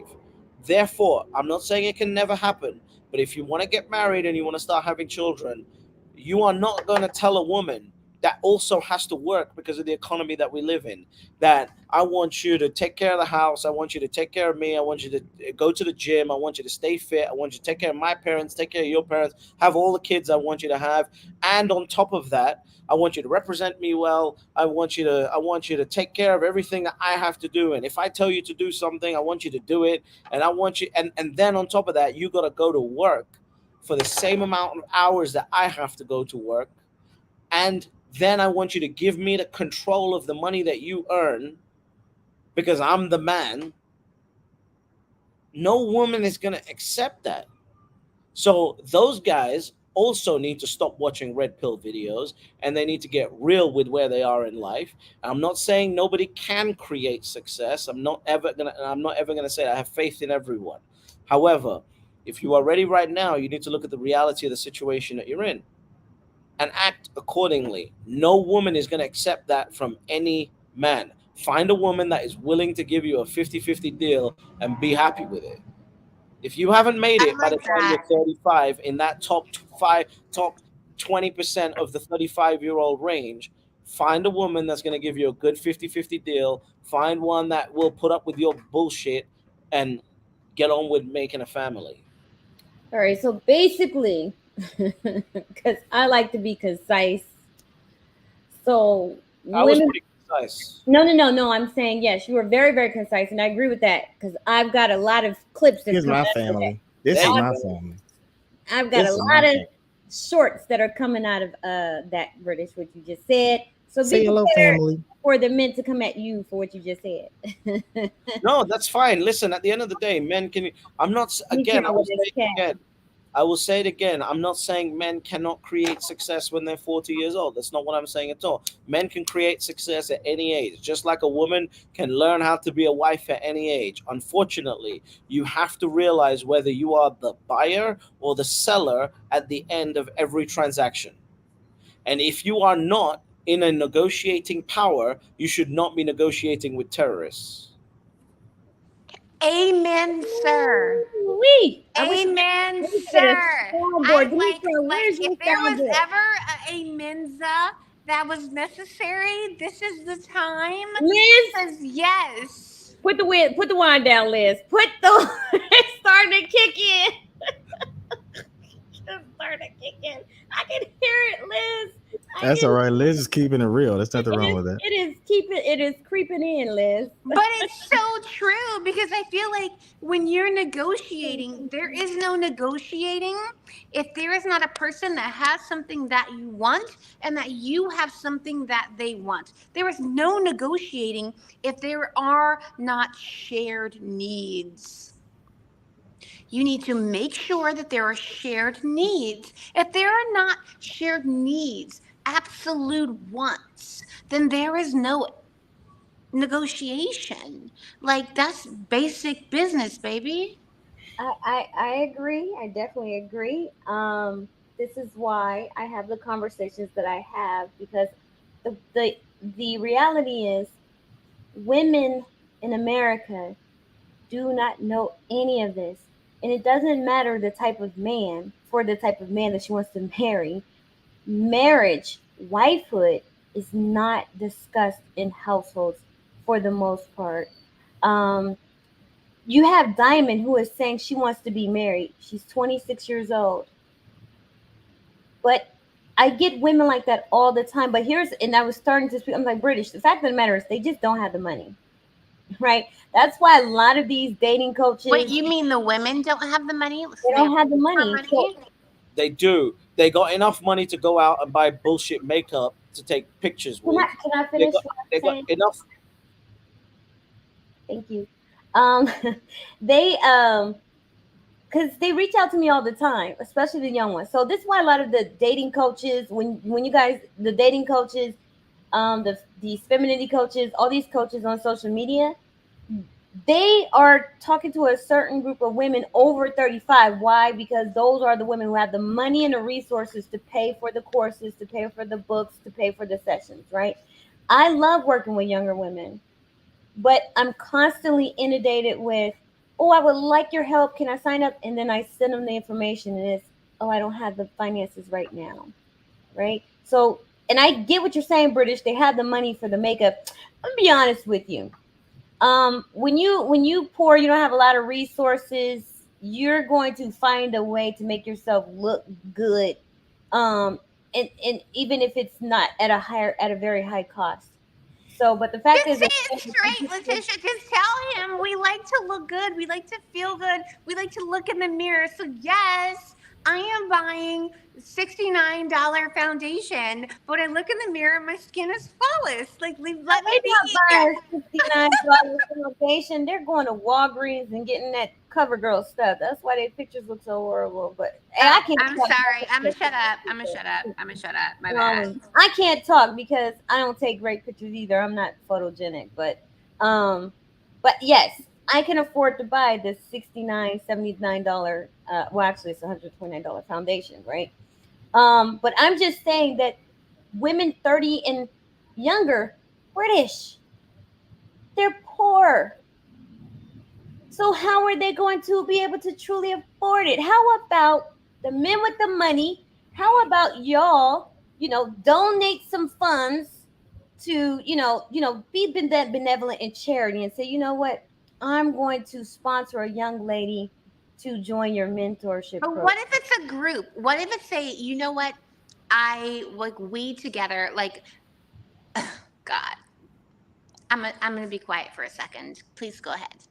This is the biggest amount of crock of Ah, rubbish No, you I've know what? heard. We're eating British, you don't popcorn leave us together, alone. so you don't get to say crock of shit today, okay? This is the biggest amount of bull crap that I've heard in a while. Like this is crazy. So Wait, so you don't not think the women are poor? hold Aren't on, poor? hold on, Letitia. Not only do you want a man to save a woman once she is at a certain point and made all the wrong decisions, you now want men to donate money for women who are either pretending or don't have the right intentions or aren't serious enough to go through some training to learn about this. Like I think that's such a stupid concept. So I'm just gonna move straight past it. No, no, no, no. Wait, But that's not what I said, though. and I that's What I not think what the I most, said. I Because I think the most 30 and important under. thing, I think the most important thing would be to create education, which is what you're doing right now, for women under 30. And yes, there might be a smaller conversion rate, but the ones that do convert will be serious. But What I at least then the women who don't have the funds will have the education because no one's doing that right now. Okay, but But their parents will be hold paying for it. on. But There you go. here's the That's a good idea. but Your market is actually Liz. they Does that don't make have sense? hold on because they don't have parents to pay for it. Like, come on, women under. I'm talking about the women under 30. I'm talking about the group of women that you say the message should be for, the education should be for, and I'm telling you that what I'm constantly getting is these women are coming back saying, I can't afford it. And Listen, tell me, unfortunately, I can't Letitia, give tell me them why they should join it. hmm? Tell me why they should join it. Don't tell me they can't afford it because anyone can afford anything they know they want enough. So tell me No. why they should actually join it. Wait.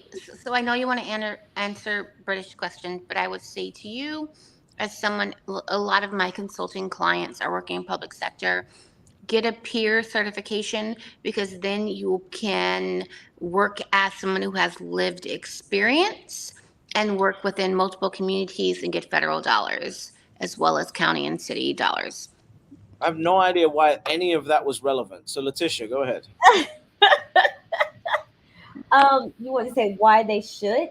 Yeah, you tell me why they should go out and find the money to learn this. Why is marriage that important that a young woman, because she understands that she has not been one of the blessed ones to have the education from her mother or her grandma, why should she figure it out? They already got guys simping after them. So what they should do is the cash apps that they're receiving, they should be funneling them into learning this content, not going out there to the club or going Simping, out on holidays. simping. I mean, that's true. That is true, and that's why I don't really offer any sympathy. So when they say, "Oh, You're you dealing know," with Belgian Malinois. I don't think you understand. Like, don't give me bullshit.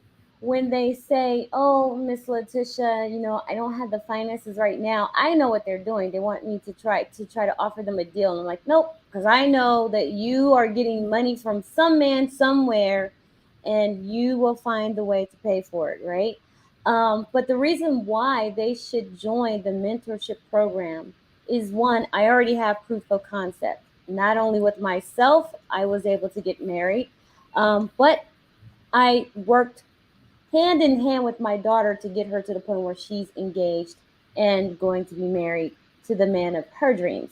But I also, hold on, I'm not done. I have proof of concept in other areas, like with my matchmaking clients and other coaching clients. Secondly, you are going to gain the tools and the skills necessary to not just attract high value men or men to date for the purposes of marriage, but it's going to be a transformation mindset. So it's not even going, not only are you, it's going to be valuable for marriage, but it's going to be valuable for you as a woman overall. So I am transforming you as a woman first and foremost, that is going to be worthy of a man to say, you know what, I want to marry you. Not only that, my program is so unique that by the time you finish, you're already gonna be have men available to be introduced to that fit the criteria of the program that you would like to marry. So okay, but now answer me one question. Why should they want that transformation? because they want marriage. No, no. Why should they want that transformation? That's it, British. They What want you're marriage. saying? Why should the woman, like, Yes. what is Oh, her because trigger for wanting the transformation? Is that your Why question? should they want that transformation that Letitia's course and mentorship offers? That's the point What is the I've been. trigger? That's the point I've been trying to make. They don't even know why they should do that transformation. That's the education that's needed. okay, so if they don't even know why they want the transformation, I think they do know why. I don't I'm think, telling you, they don't know why. okay, but I'm saying you're not accepting their why, right? No, Because I'm telling you, they don't know why. hold Okay, on, okay, I hold on. think Both marriage of you is have a been different married. Both why. of you have been married. Liz is married. Letitia's going to get married again. Both of you have been married. Both of you have got daughters. Why should your daughters want marriage at a young age? Because waiting too long is going to be too late. They're not going to achieve the goal if they wait too long. That's the, like, getting married. That's if you if Why? you if you frame Why? it that way. That's if Why you should they have the goal? okay. So it's not I about think I think you're leaving out.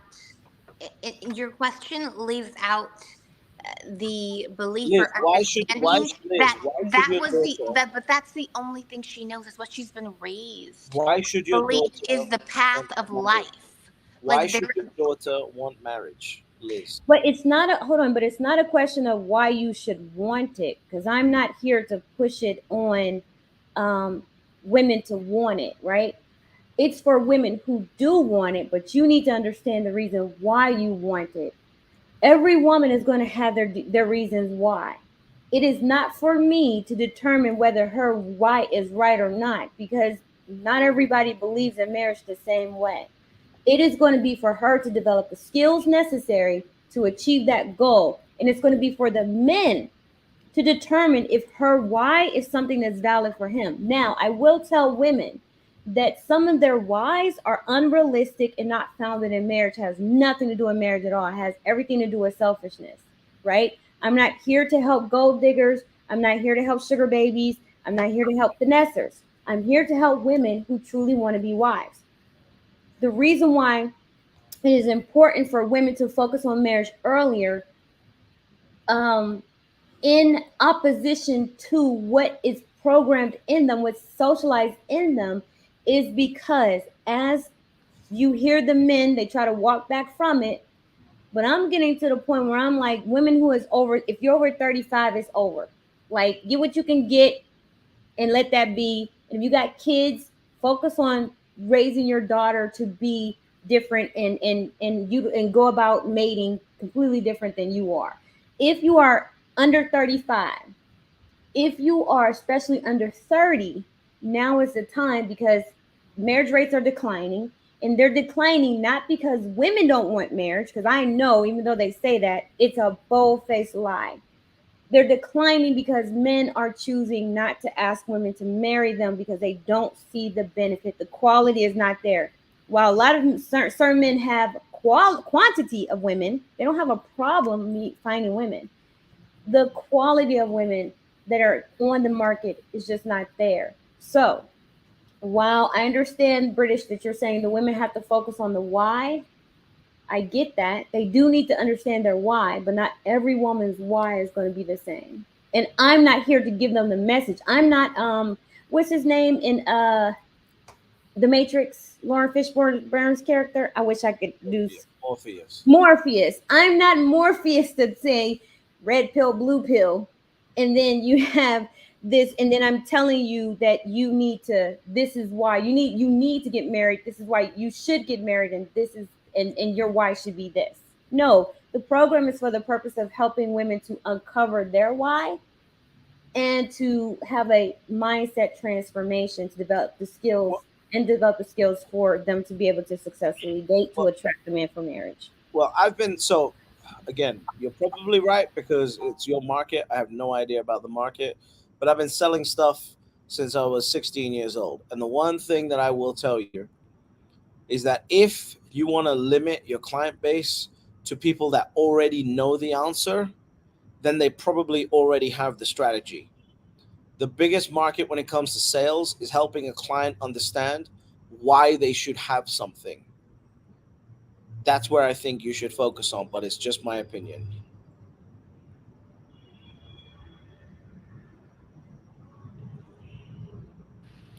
No, I'm not saying that, but I think for romantic relationships is different, right? You are saying you want me to said that. Right, but you want me to give them the answer. Like when I asked my daughter that question and she gave me her why, right? It was a really good why. Now, if I thought it wasn't a satisfactory why, I would have helped her to get to the root of why you really want to get married and if this is going to be conducive to a lasting marriage. But I don't believe in giving someone the answer outright. I like to help people to uncover it for themselves, because once you uncover it for yourself, then you're more willing to do the work. Yes. You're more invested in you feel like a sense of, oh, I understand, I got it now. Because if I just give you the answer, then you're going to go through the motions, and you're not going to, that why is really not going to penetrate. It's not going to hit home. Like when I help you to uncover. And Demetron has seen me do this, right, Demetron? He was skeptical. We'd be on stage, and the way that I communicate with people, I don't give them the answer. Like most people want to just jump out there with the answer, tell them the answer, tell them what they're doing. Nope. I like to help you come to a realization of the answer through a more drawn out process method, because I think there's more value in you uncovering your why than And that's a very feminine thing. I feel like that's something that women need perhaps more than men. Like we need to walk the path. Um, like you can say, oh, like even like we were in the other room and Branch, you were like, oh, you're competing, and I was like, I don't think I'm competing. And then I shared like, oh, it's because my family said this, and I was thinking like, damn, am I doing that? But it wasn't competition. But I did need to think about the scenario. Like we need the walkthrough. We need to walk through every step of the analysis. You know, you can't just say this is the answer. So let me ask you both something, because you both have daughters. Letitia's daughter is engaged at 22 years old. Liz's daughter is what, 18, if I remember correctly. Yeah, she's 18. Right? What message about marriage have both of your daughters been receiving up till the point where they both understand, okay, I probably should get married? What message have they been receiving? Okay, so I know the reality of the world, right? So my first focus was,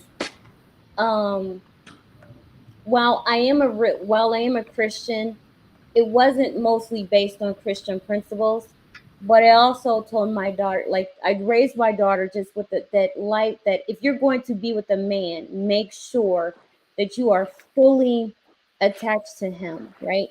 that there is a pride. There's a pride in being a man's wife. That to me, that's when you become the ultimate prize. Is when you are a man's wife. So anything outside of that is not good enough.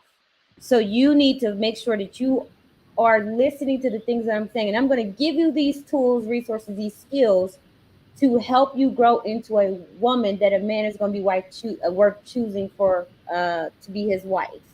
So it's Okay. mostly focused on this is how you need this is how a wife is. So I took my daughter through wife school. Yes, the domestic skills, the interpersonal skills, conflict resolution skills, and communication skills.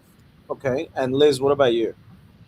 So for me, with my daughter, it was very much that everyone has a role to play in society. Everyone has a role to play in life, and you are accustomed to living in a certain manner. And if you want to maintain your way of life and even grow that way of life, then you have to make decisions that will allow for that, which means you act a certain way, you attend certain functions, you meet certain people, whatever that may be. That's very different than what Letitia said, but it was very much a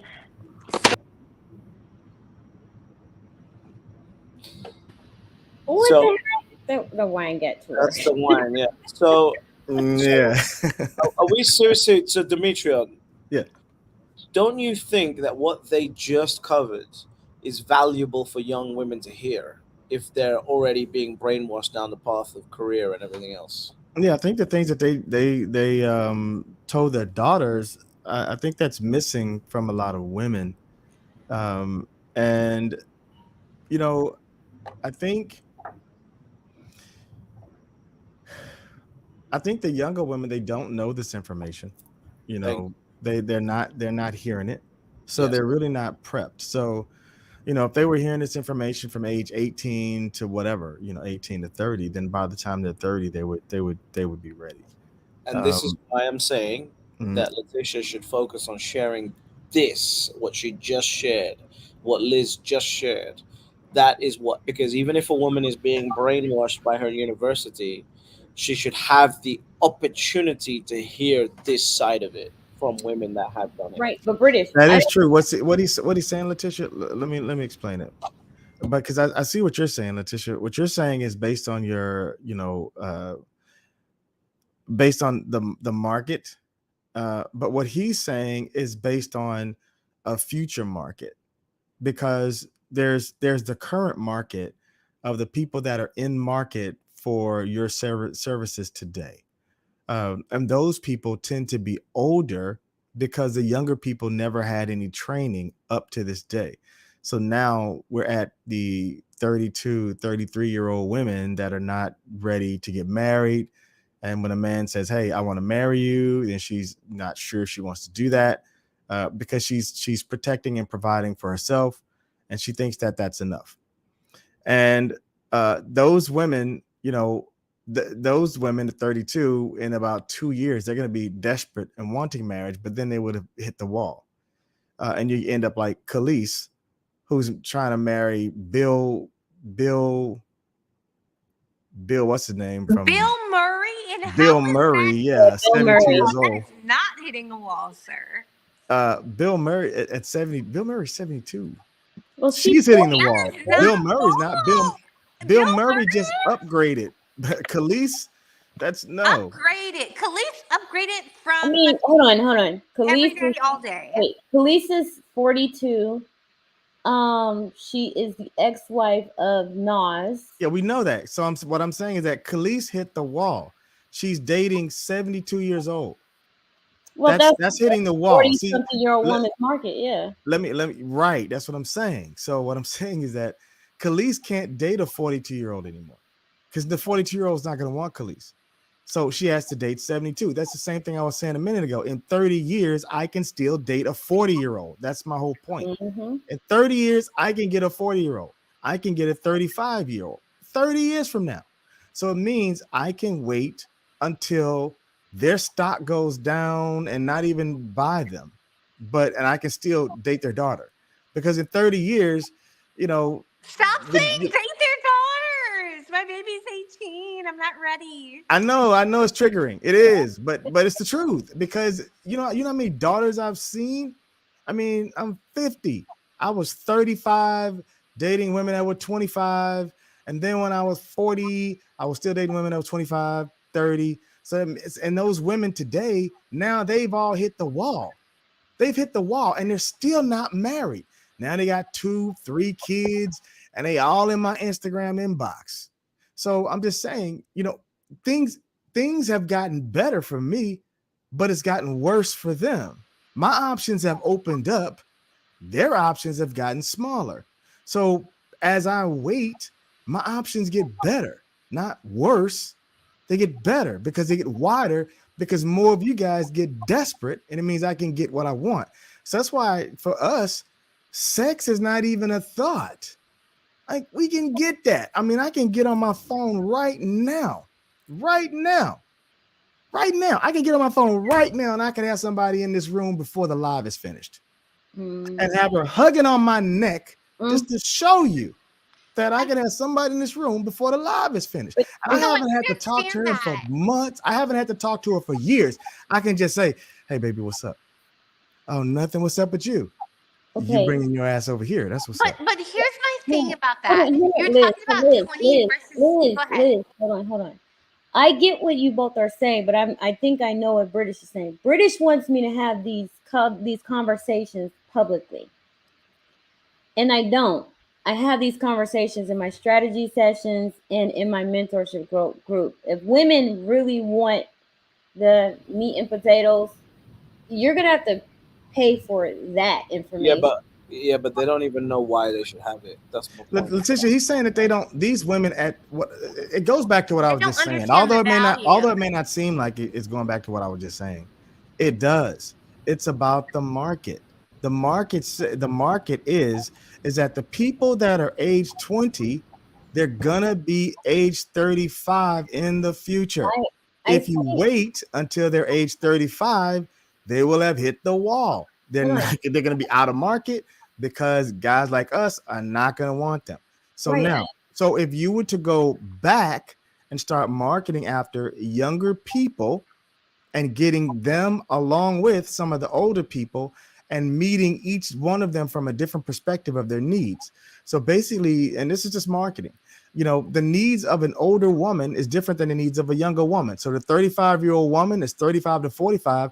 You're going to be teaching her how to change some of her habits, change some of her thought processes so that she can become better psychologically to fit a man that is not necessarily high value because we don't want her, but she's going to be able to fit a man to where she can get herself married.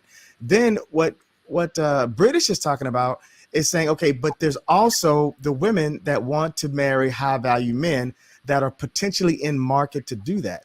Those women are the women that are age 20 to 30, because that's all we're looking for. And maybe 32. Other than that, we're really not looking for anything other than that. And we really don't go down to 20 unless you really plan on training. Can you pause for a second? Hold on, Liz, because you're telling me that's what I need to do. That's actually what I'm doing. If there is something that I need to be doing different because you're seeing something different, you're seeing that I'm not doing that. No, I never said you weren't doing it. British Clubhouse aside, because British is like, we get in these rooms, Letitia, and all these women are old.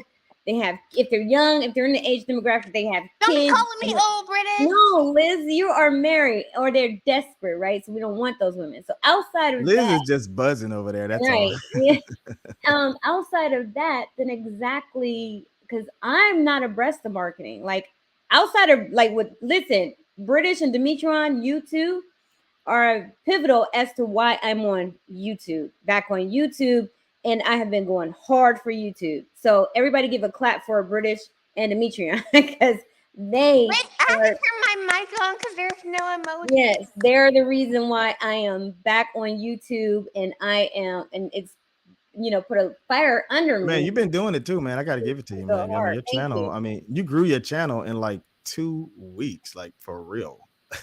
I mean, this is like So, fire. so yeah, so it's, but I'm trying to figure out like what more do I need to do, because everything that I'm saying to that I've said on this panel, that I've talked to you guys in private about, I have these discussions with women in my strategy sessions. I have this discussion in my mentor sessions. Um, But it's the clarity of the outcome. what, Liz? So, you know what I'm saying? So I know you have the discussions of how to get to it, but it's the clarity of the outcome that people buy into. What am I going to get from it? When I walk away from you, what's my win? What am I paying for? You tell them about all the greatness that's going to be shared. Wonderful. But people really care about what they're going to walk away with. That's what they pay for. But what is their goal, right? So I guess it goes back to what British is saying. If your goal is marriage, then you're paying for a person to help you achieve that goal. That's what you want. No, you're not. You're not. No, no, no, no. I would like to interject. I would say you were not looking for marriage. You were looking for someone to prepare you to have the appropriate conversations to vet a man. You're looking for someone to prepare you to understand the way to act in social settings. You are looking for a person to help you to understand the ways to be a wife. Those are actionable items that women need and that they can practice as they prepare to be in those roles. Does that make sense? Yes, it makes sense, and that's what they get. But Letitia, is this what your discussion is though? As far as what? So as a matchmaker and I'm a matchmaker and a dating specialist. But I also realize that in order for me to be a successful matchmaker, there is a deficit in the wives department, right? I have no problem of good, solid, quality men coming to me and saying, look, I'm looking for a wife. It is now starting to take longer to find a match where it wasn't as hard, because I'm noticing There's no deficit in wives, Letitia. Come on. no, What you there's just a, said makes no sense. There's not a there, deficit in wives. I mean, there's no deficit in women. There's no, a but that's not, deficit in the terms in relation to the women that are being made into wives or the women that are ready to be wives. that's But what there's no shortage of women that can be wives. I mean, there's no shortage of that. but that's And if there's anything, it's the opposite of what you just said. There's more of a shortage of men that are that there's more of a shortage of men. no. But So, okay, I'm dealing with high value men. I don't care about the non high value men. yeah, that's even So more so. There's there, much more shortage of high value men than there is of okay, women that are available to us. I mean, that's the whole point. We would not be high value if what you just said is true. okay. What I'm saying is that when the men are looking for wives and they're coming to me, quantity is not the problem, quality is. So, in having this, recognizing that there is this deficit, that there is this problem, because women in America were not given the information, the tools, or the education to be a wife. For some reason, it's built into men, whether they want to get married or not, that you need to be a provider. You need to make money. You need to work hard. You need to be ambitious. You need to, if you're going to be with a woman, you need to take care of her. There is nothing on the flip side that says for a woman, when you're going to pair with a man, you need to do X, Y, and Z. There's that education is lacking. So for me, I decided that I can fill that void and give the women who wanted that education. Yeah, but so then okay, so if you're going to use that approach, then if you're going to try to do it from a marketing perspective and do it at an angle where you actually reach more people, then you have to present it differently, because it's about I can't remember the marketing word for it, but it's I can't remember the word. It's a P word. Can't remember it. But basically what it is that you have to, it's called positioning. You have to position what you're trying to do differently to the customer. So what you're doing is you're saying, okay, Framing, I think would be more accurate.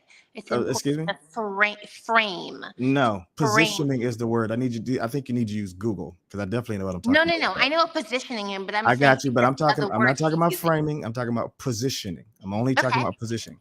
Okay. So again, Letitia, in terms of positioning, you have to position what it is in the mind of the customer.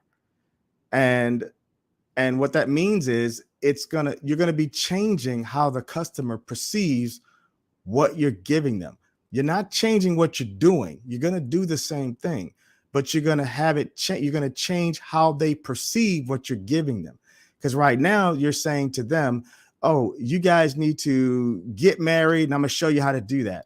Well, if you say, well, to the 35 to 45-year-old women, you say, I'm going to help you understand how to, now that you're since the 35 to 45-year-old women, a lot of them are independent women and a lot of them are. So 35 to 50, up to my age group, that's where that came from. So if you know that that's what they are, then you position it differently for them. So you say, okay, let me package this in a way for you. Like, for example, you would say, since those women are already single-minded, they don't have a man, then you're going to teach them how to live their best life and get, I don't know, become better people and then find a man that will be more fit for them. That's not necessarily high value because we don't want them. So it would be a regular man that would be able to take them to the end of whatever their life is going to be and present that in some way to them to where they'll say, oh, you know what? I think I would like that. That's positioning. And then you do the same thing with the different demographic. With the younger demographic, you position it differently to them.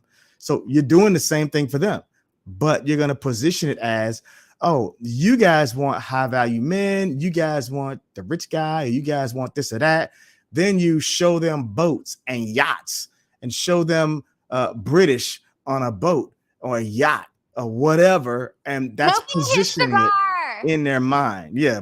Show him where he is with the background and cigars and all that good stuff. And then you position it to them from from the position of what they're wanting. So what he's telling you is that you have to find the need that the person needs and then fill it rather than finding what you want to do and then just doing that. You have to supply a need, something that the person needs. And if they don't need it, you need to make them think that they do.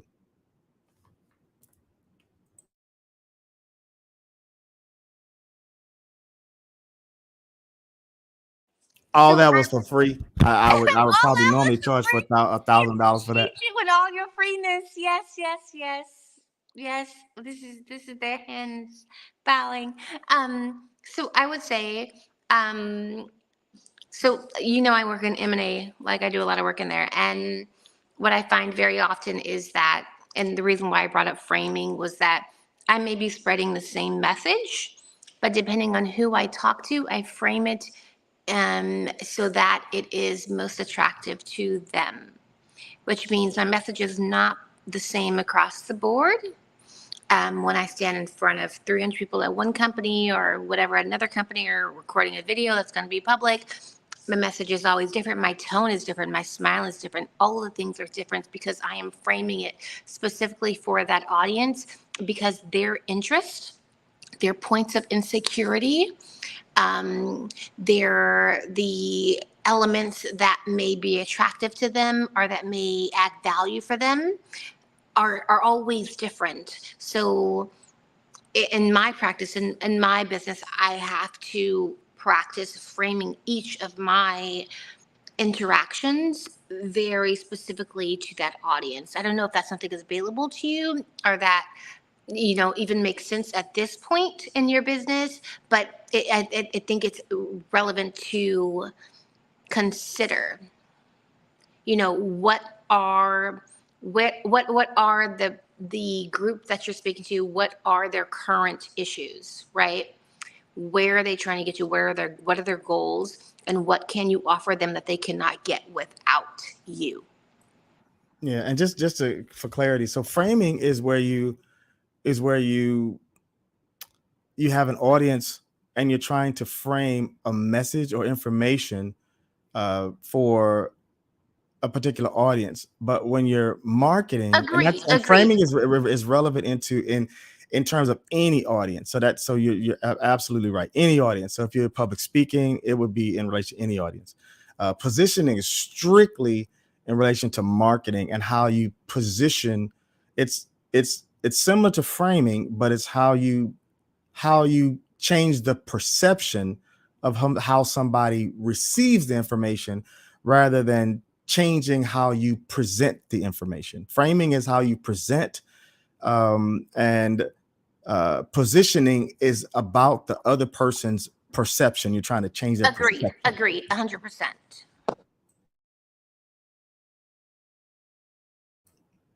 Letitia, we're not charging you for that, okay?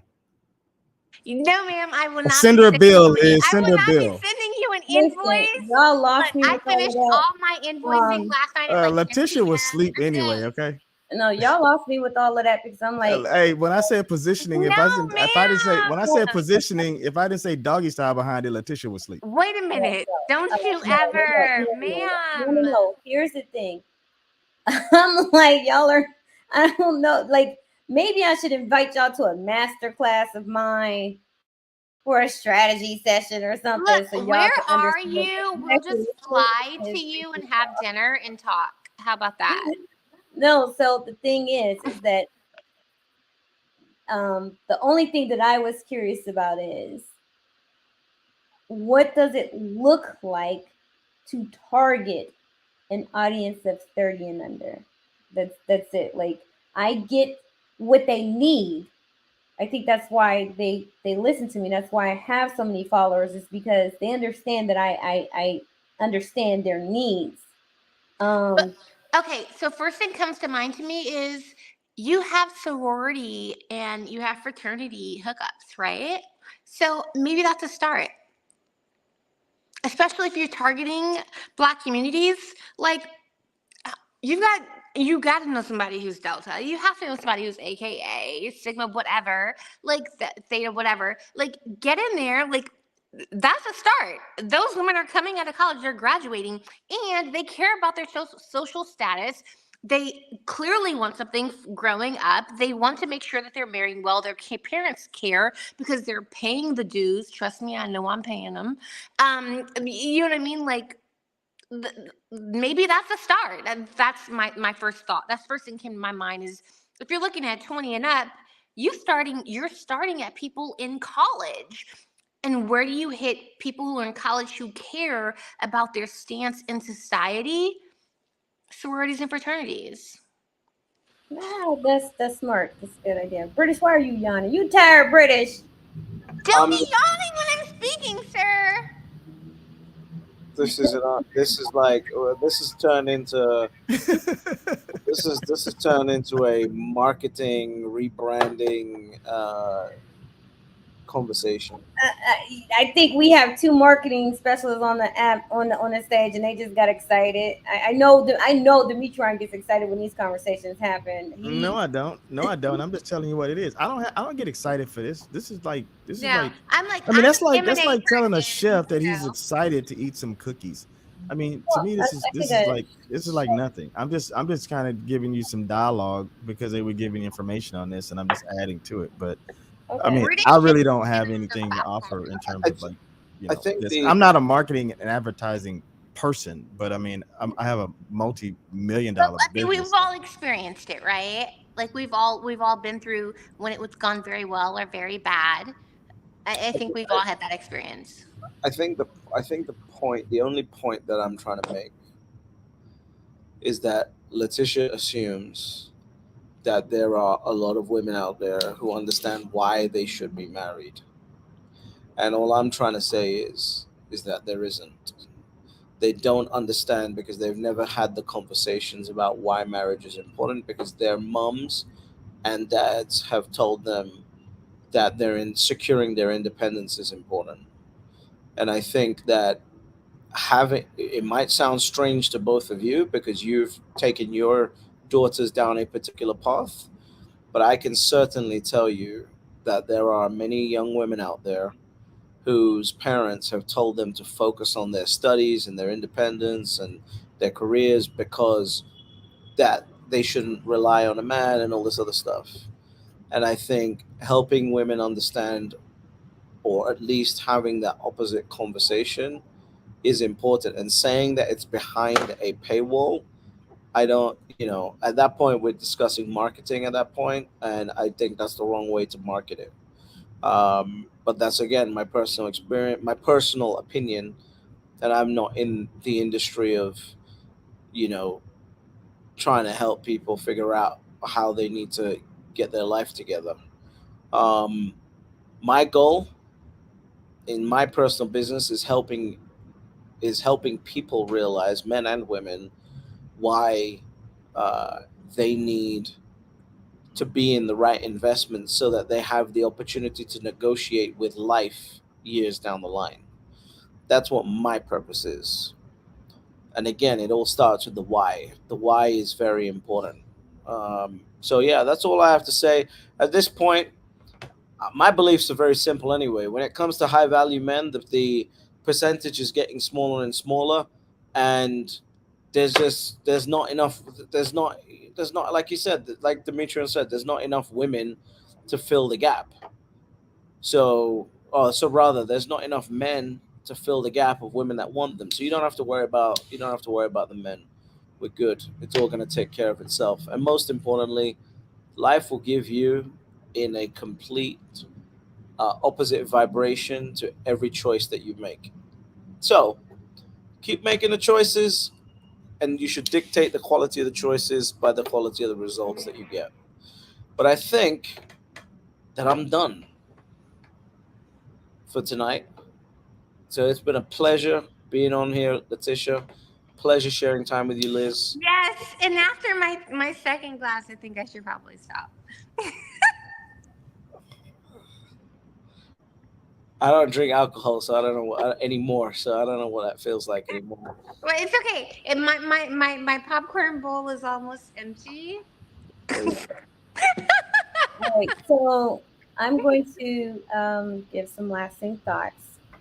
Okay. So thank you all for joining the panel. I think this is a great discussion, and I hope you guys come back.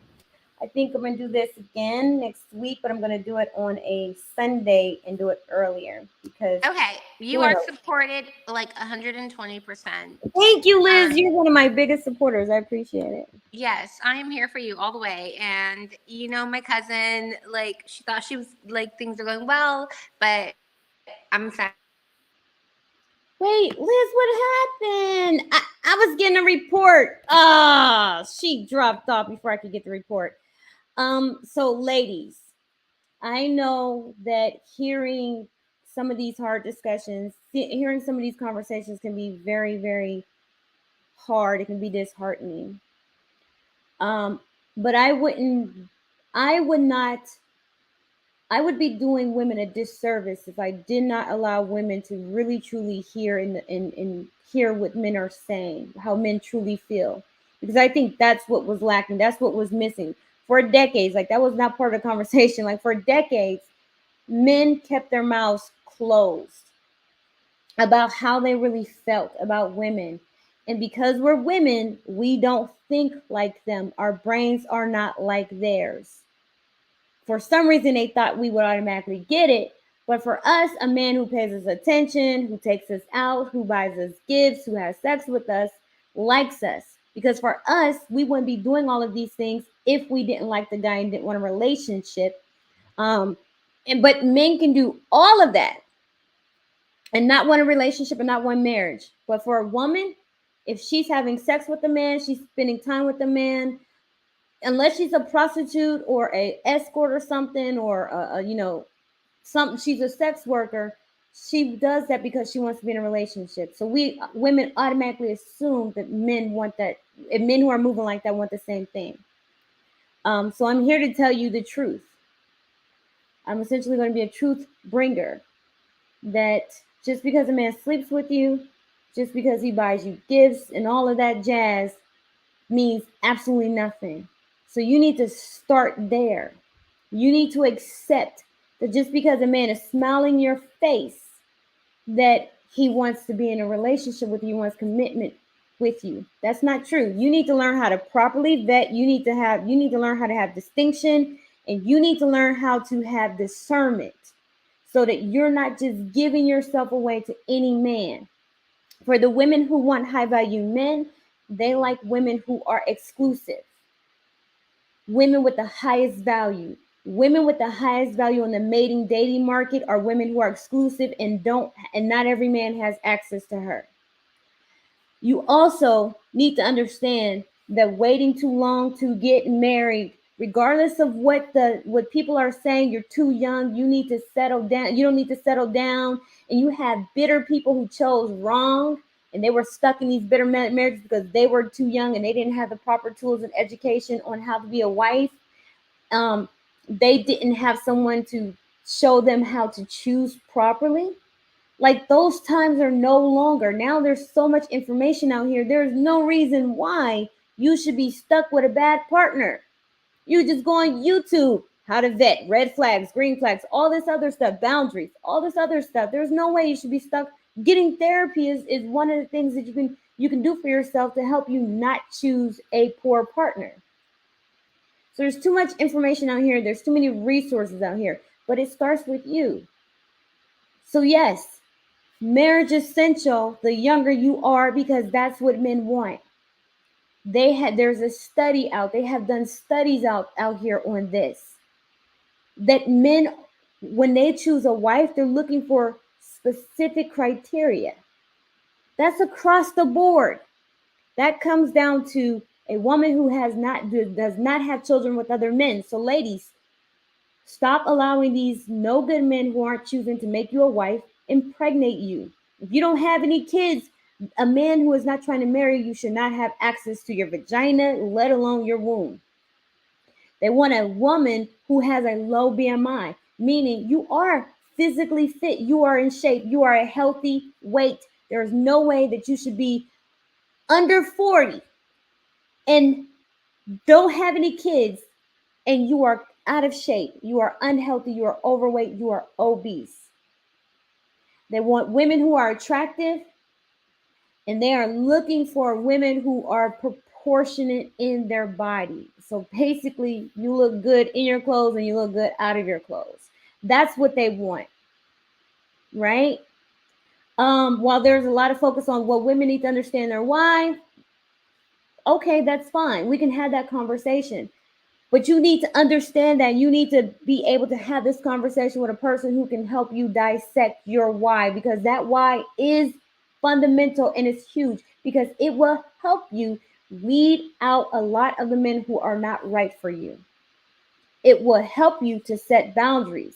It will help you to establish your standards and not allow them standards to waver depending on the man. If you set a standard and it changes depending on the man, that is not a standard. That is a preference. Standards do not change. If you have a standard of him being a high value man or a significant earner, you don't deal with men who don't have any money. You don't deal with poor men. I don't care how fine he is. I don't care how tall he is. I don't care how nice he is. If he does not have that, if he does not meet that standard, then you shouldn't be giving him the time of day. If he has to be a Christian, why are you dealing with non-Christians, right? Your standard is a standard and it's set in stone. So look at it that way. Then you need to learn, you need to have distinction and discernment to help you weed out the good and the bad.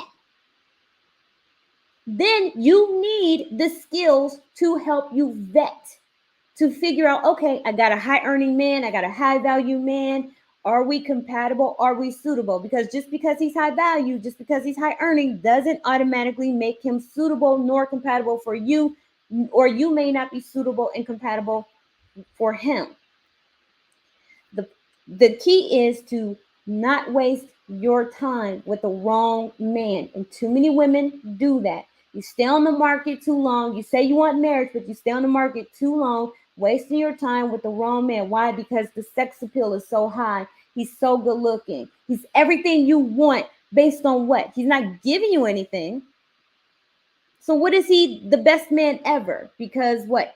He's making the box feel good? He's making it jump every time you see him. You look good on his arm. He looks good to you. Everybody's saying, oh girl, he's so fine. You get a lot of validation for being with him.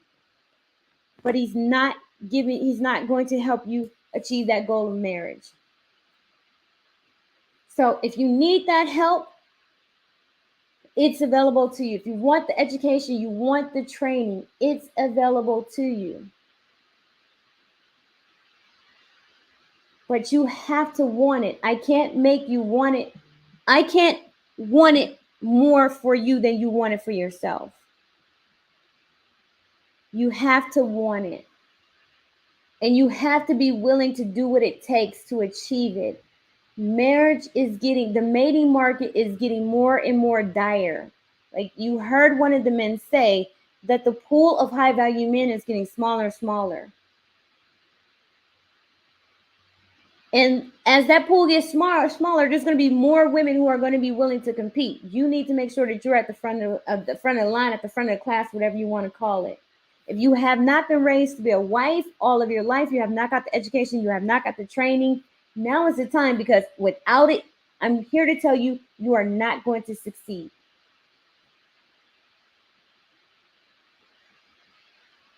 Ms. Riri, if you're still watching, yes, you can still join the program. You can still join the program. The program is open to women who desire marriage. The mentorship program is open for women who desire marriage, and I will I will guide you from the getting to know you stage all the way to the I do stage. With that, you'll get weekly Zoom calls, you'll have access to my monthly master classes, and you'll have access to my matchmaking database of high earning clients if that's the route you want to take. And you also get a once a month coaching call, one-on-one coaching call with me.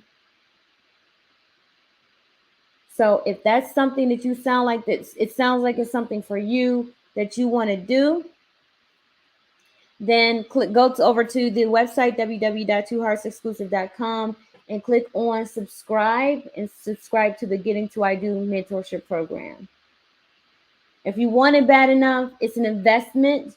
And this is an investment into you achieving the goal of marriage. You gaining the skills necessary, the interpersonal skills, the communication skills, the vetting skills to achieve the goal of marriage, because you need those. It's not just about, oh, Letitia's going to teach me how to dress and talk. No. You need to have a mindset transformation. I need to transform you into a wife, and not just a woman who wants to get married. Ooh, I got to clip that. Let me say it again. I'm here to transform you into a wife and not just a woman who wants to get married.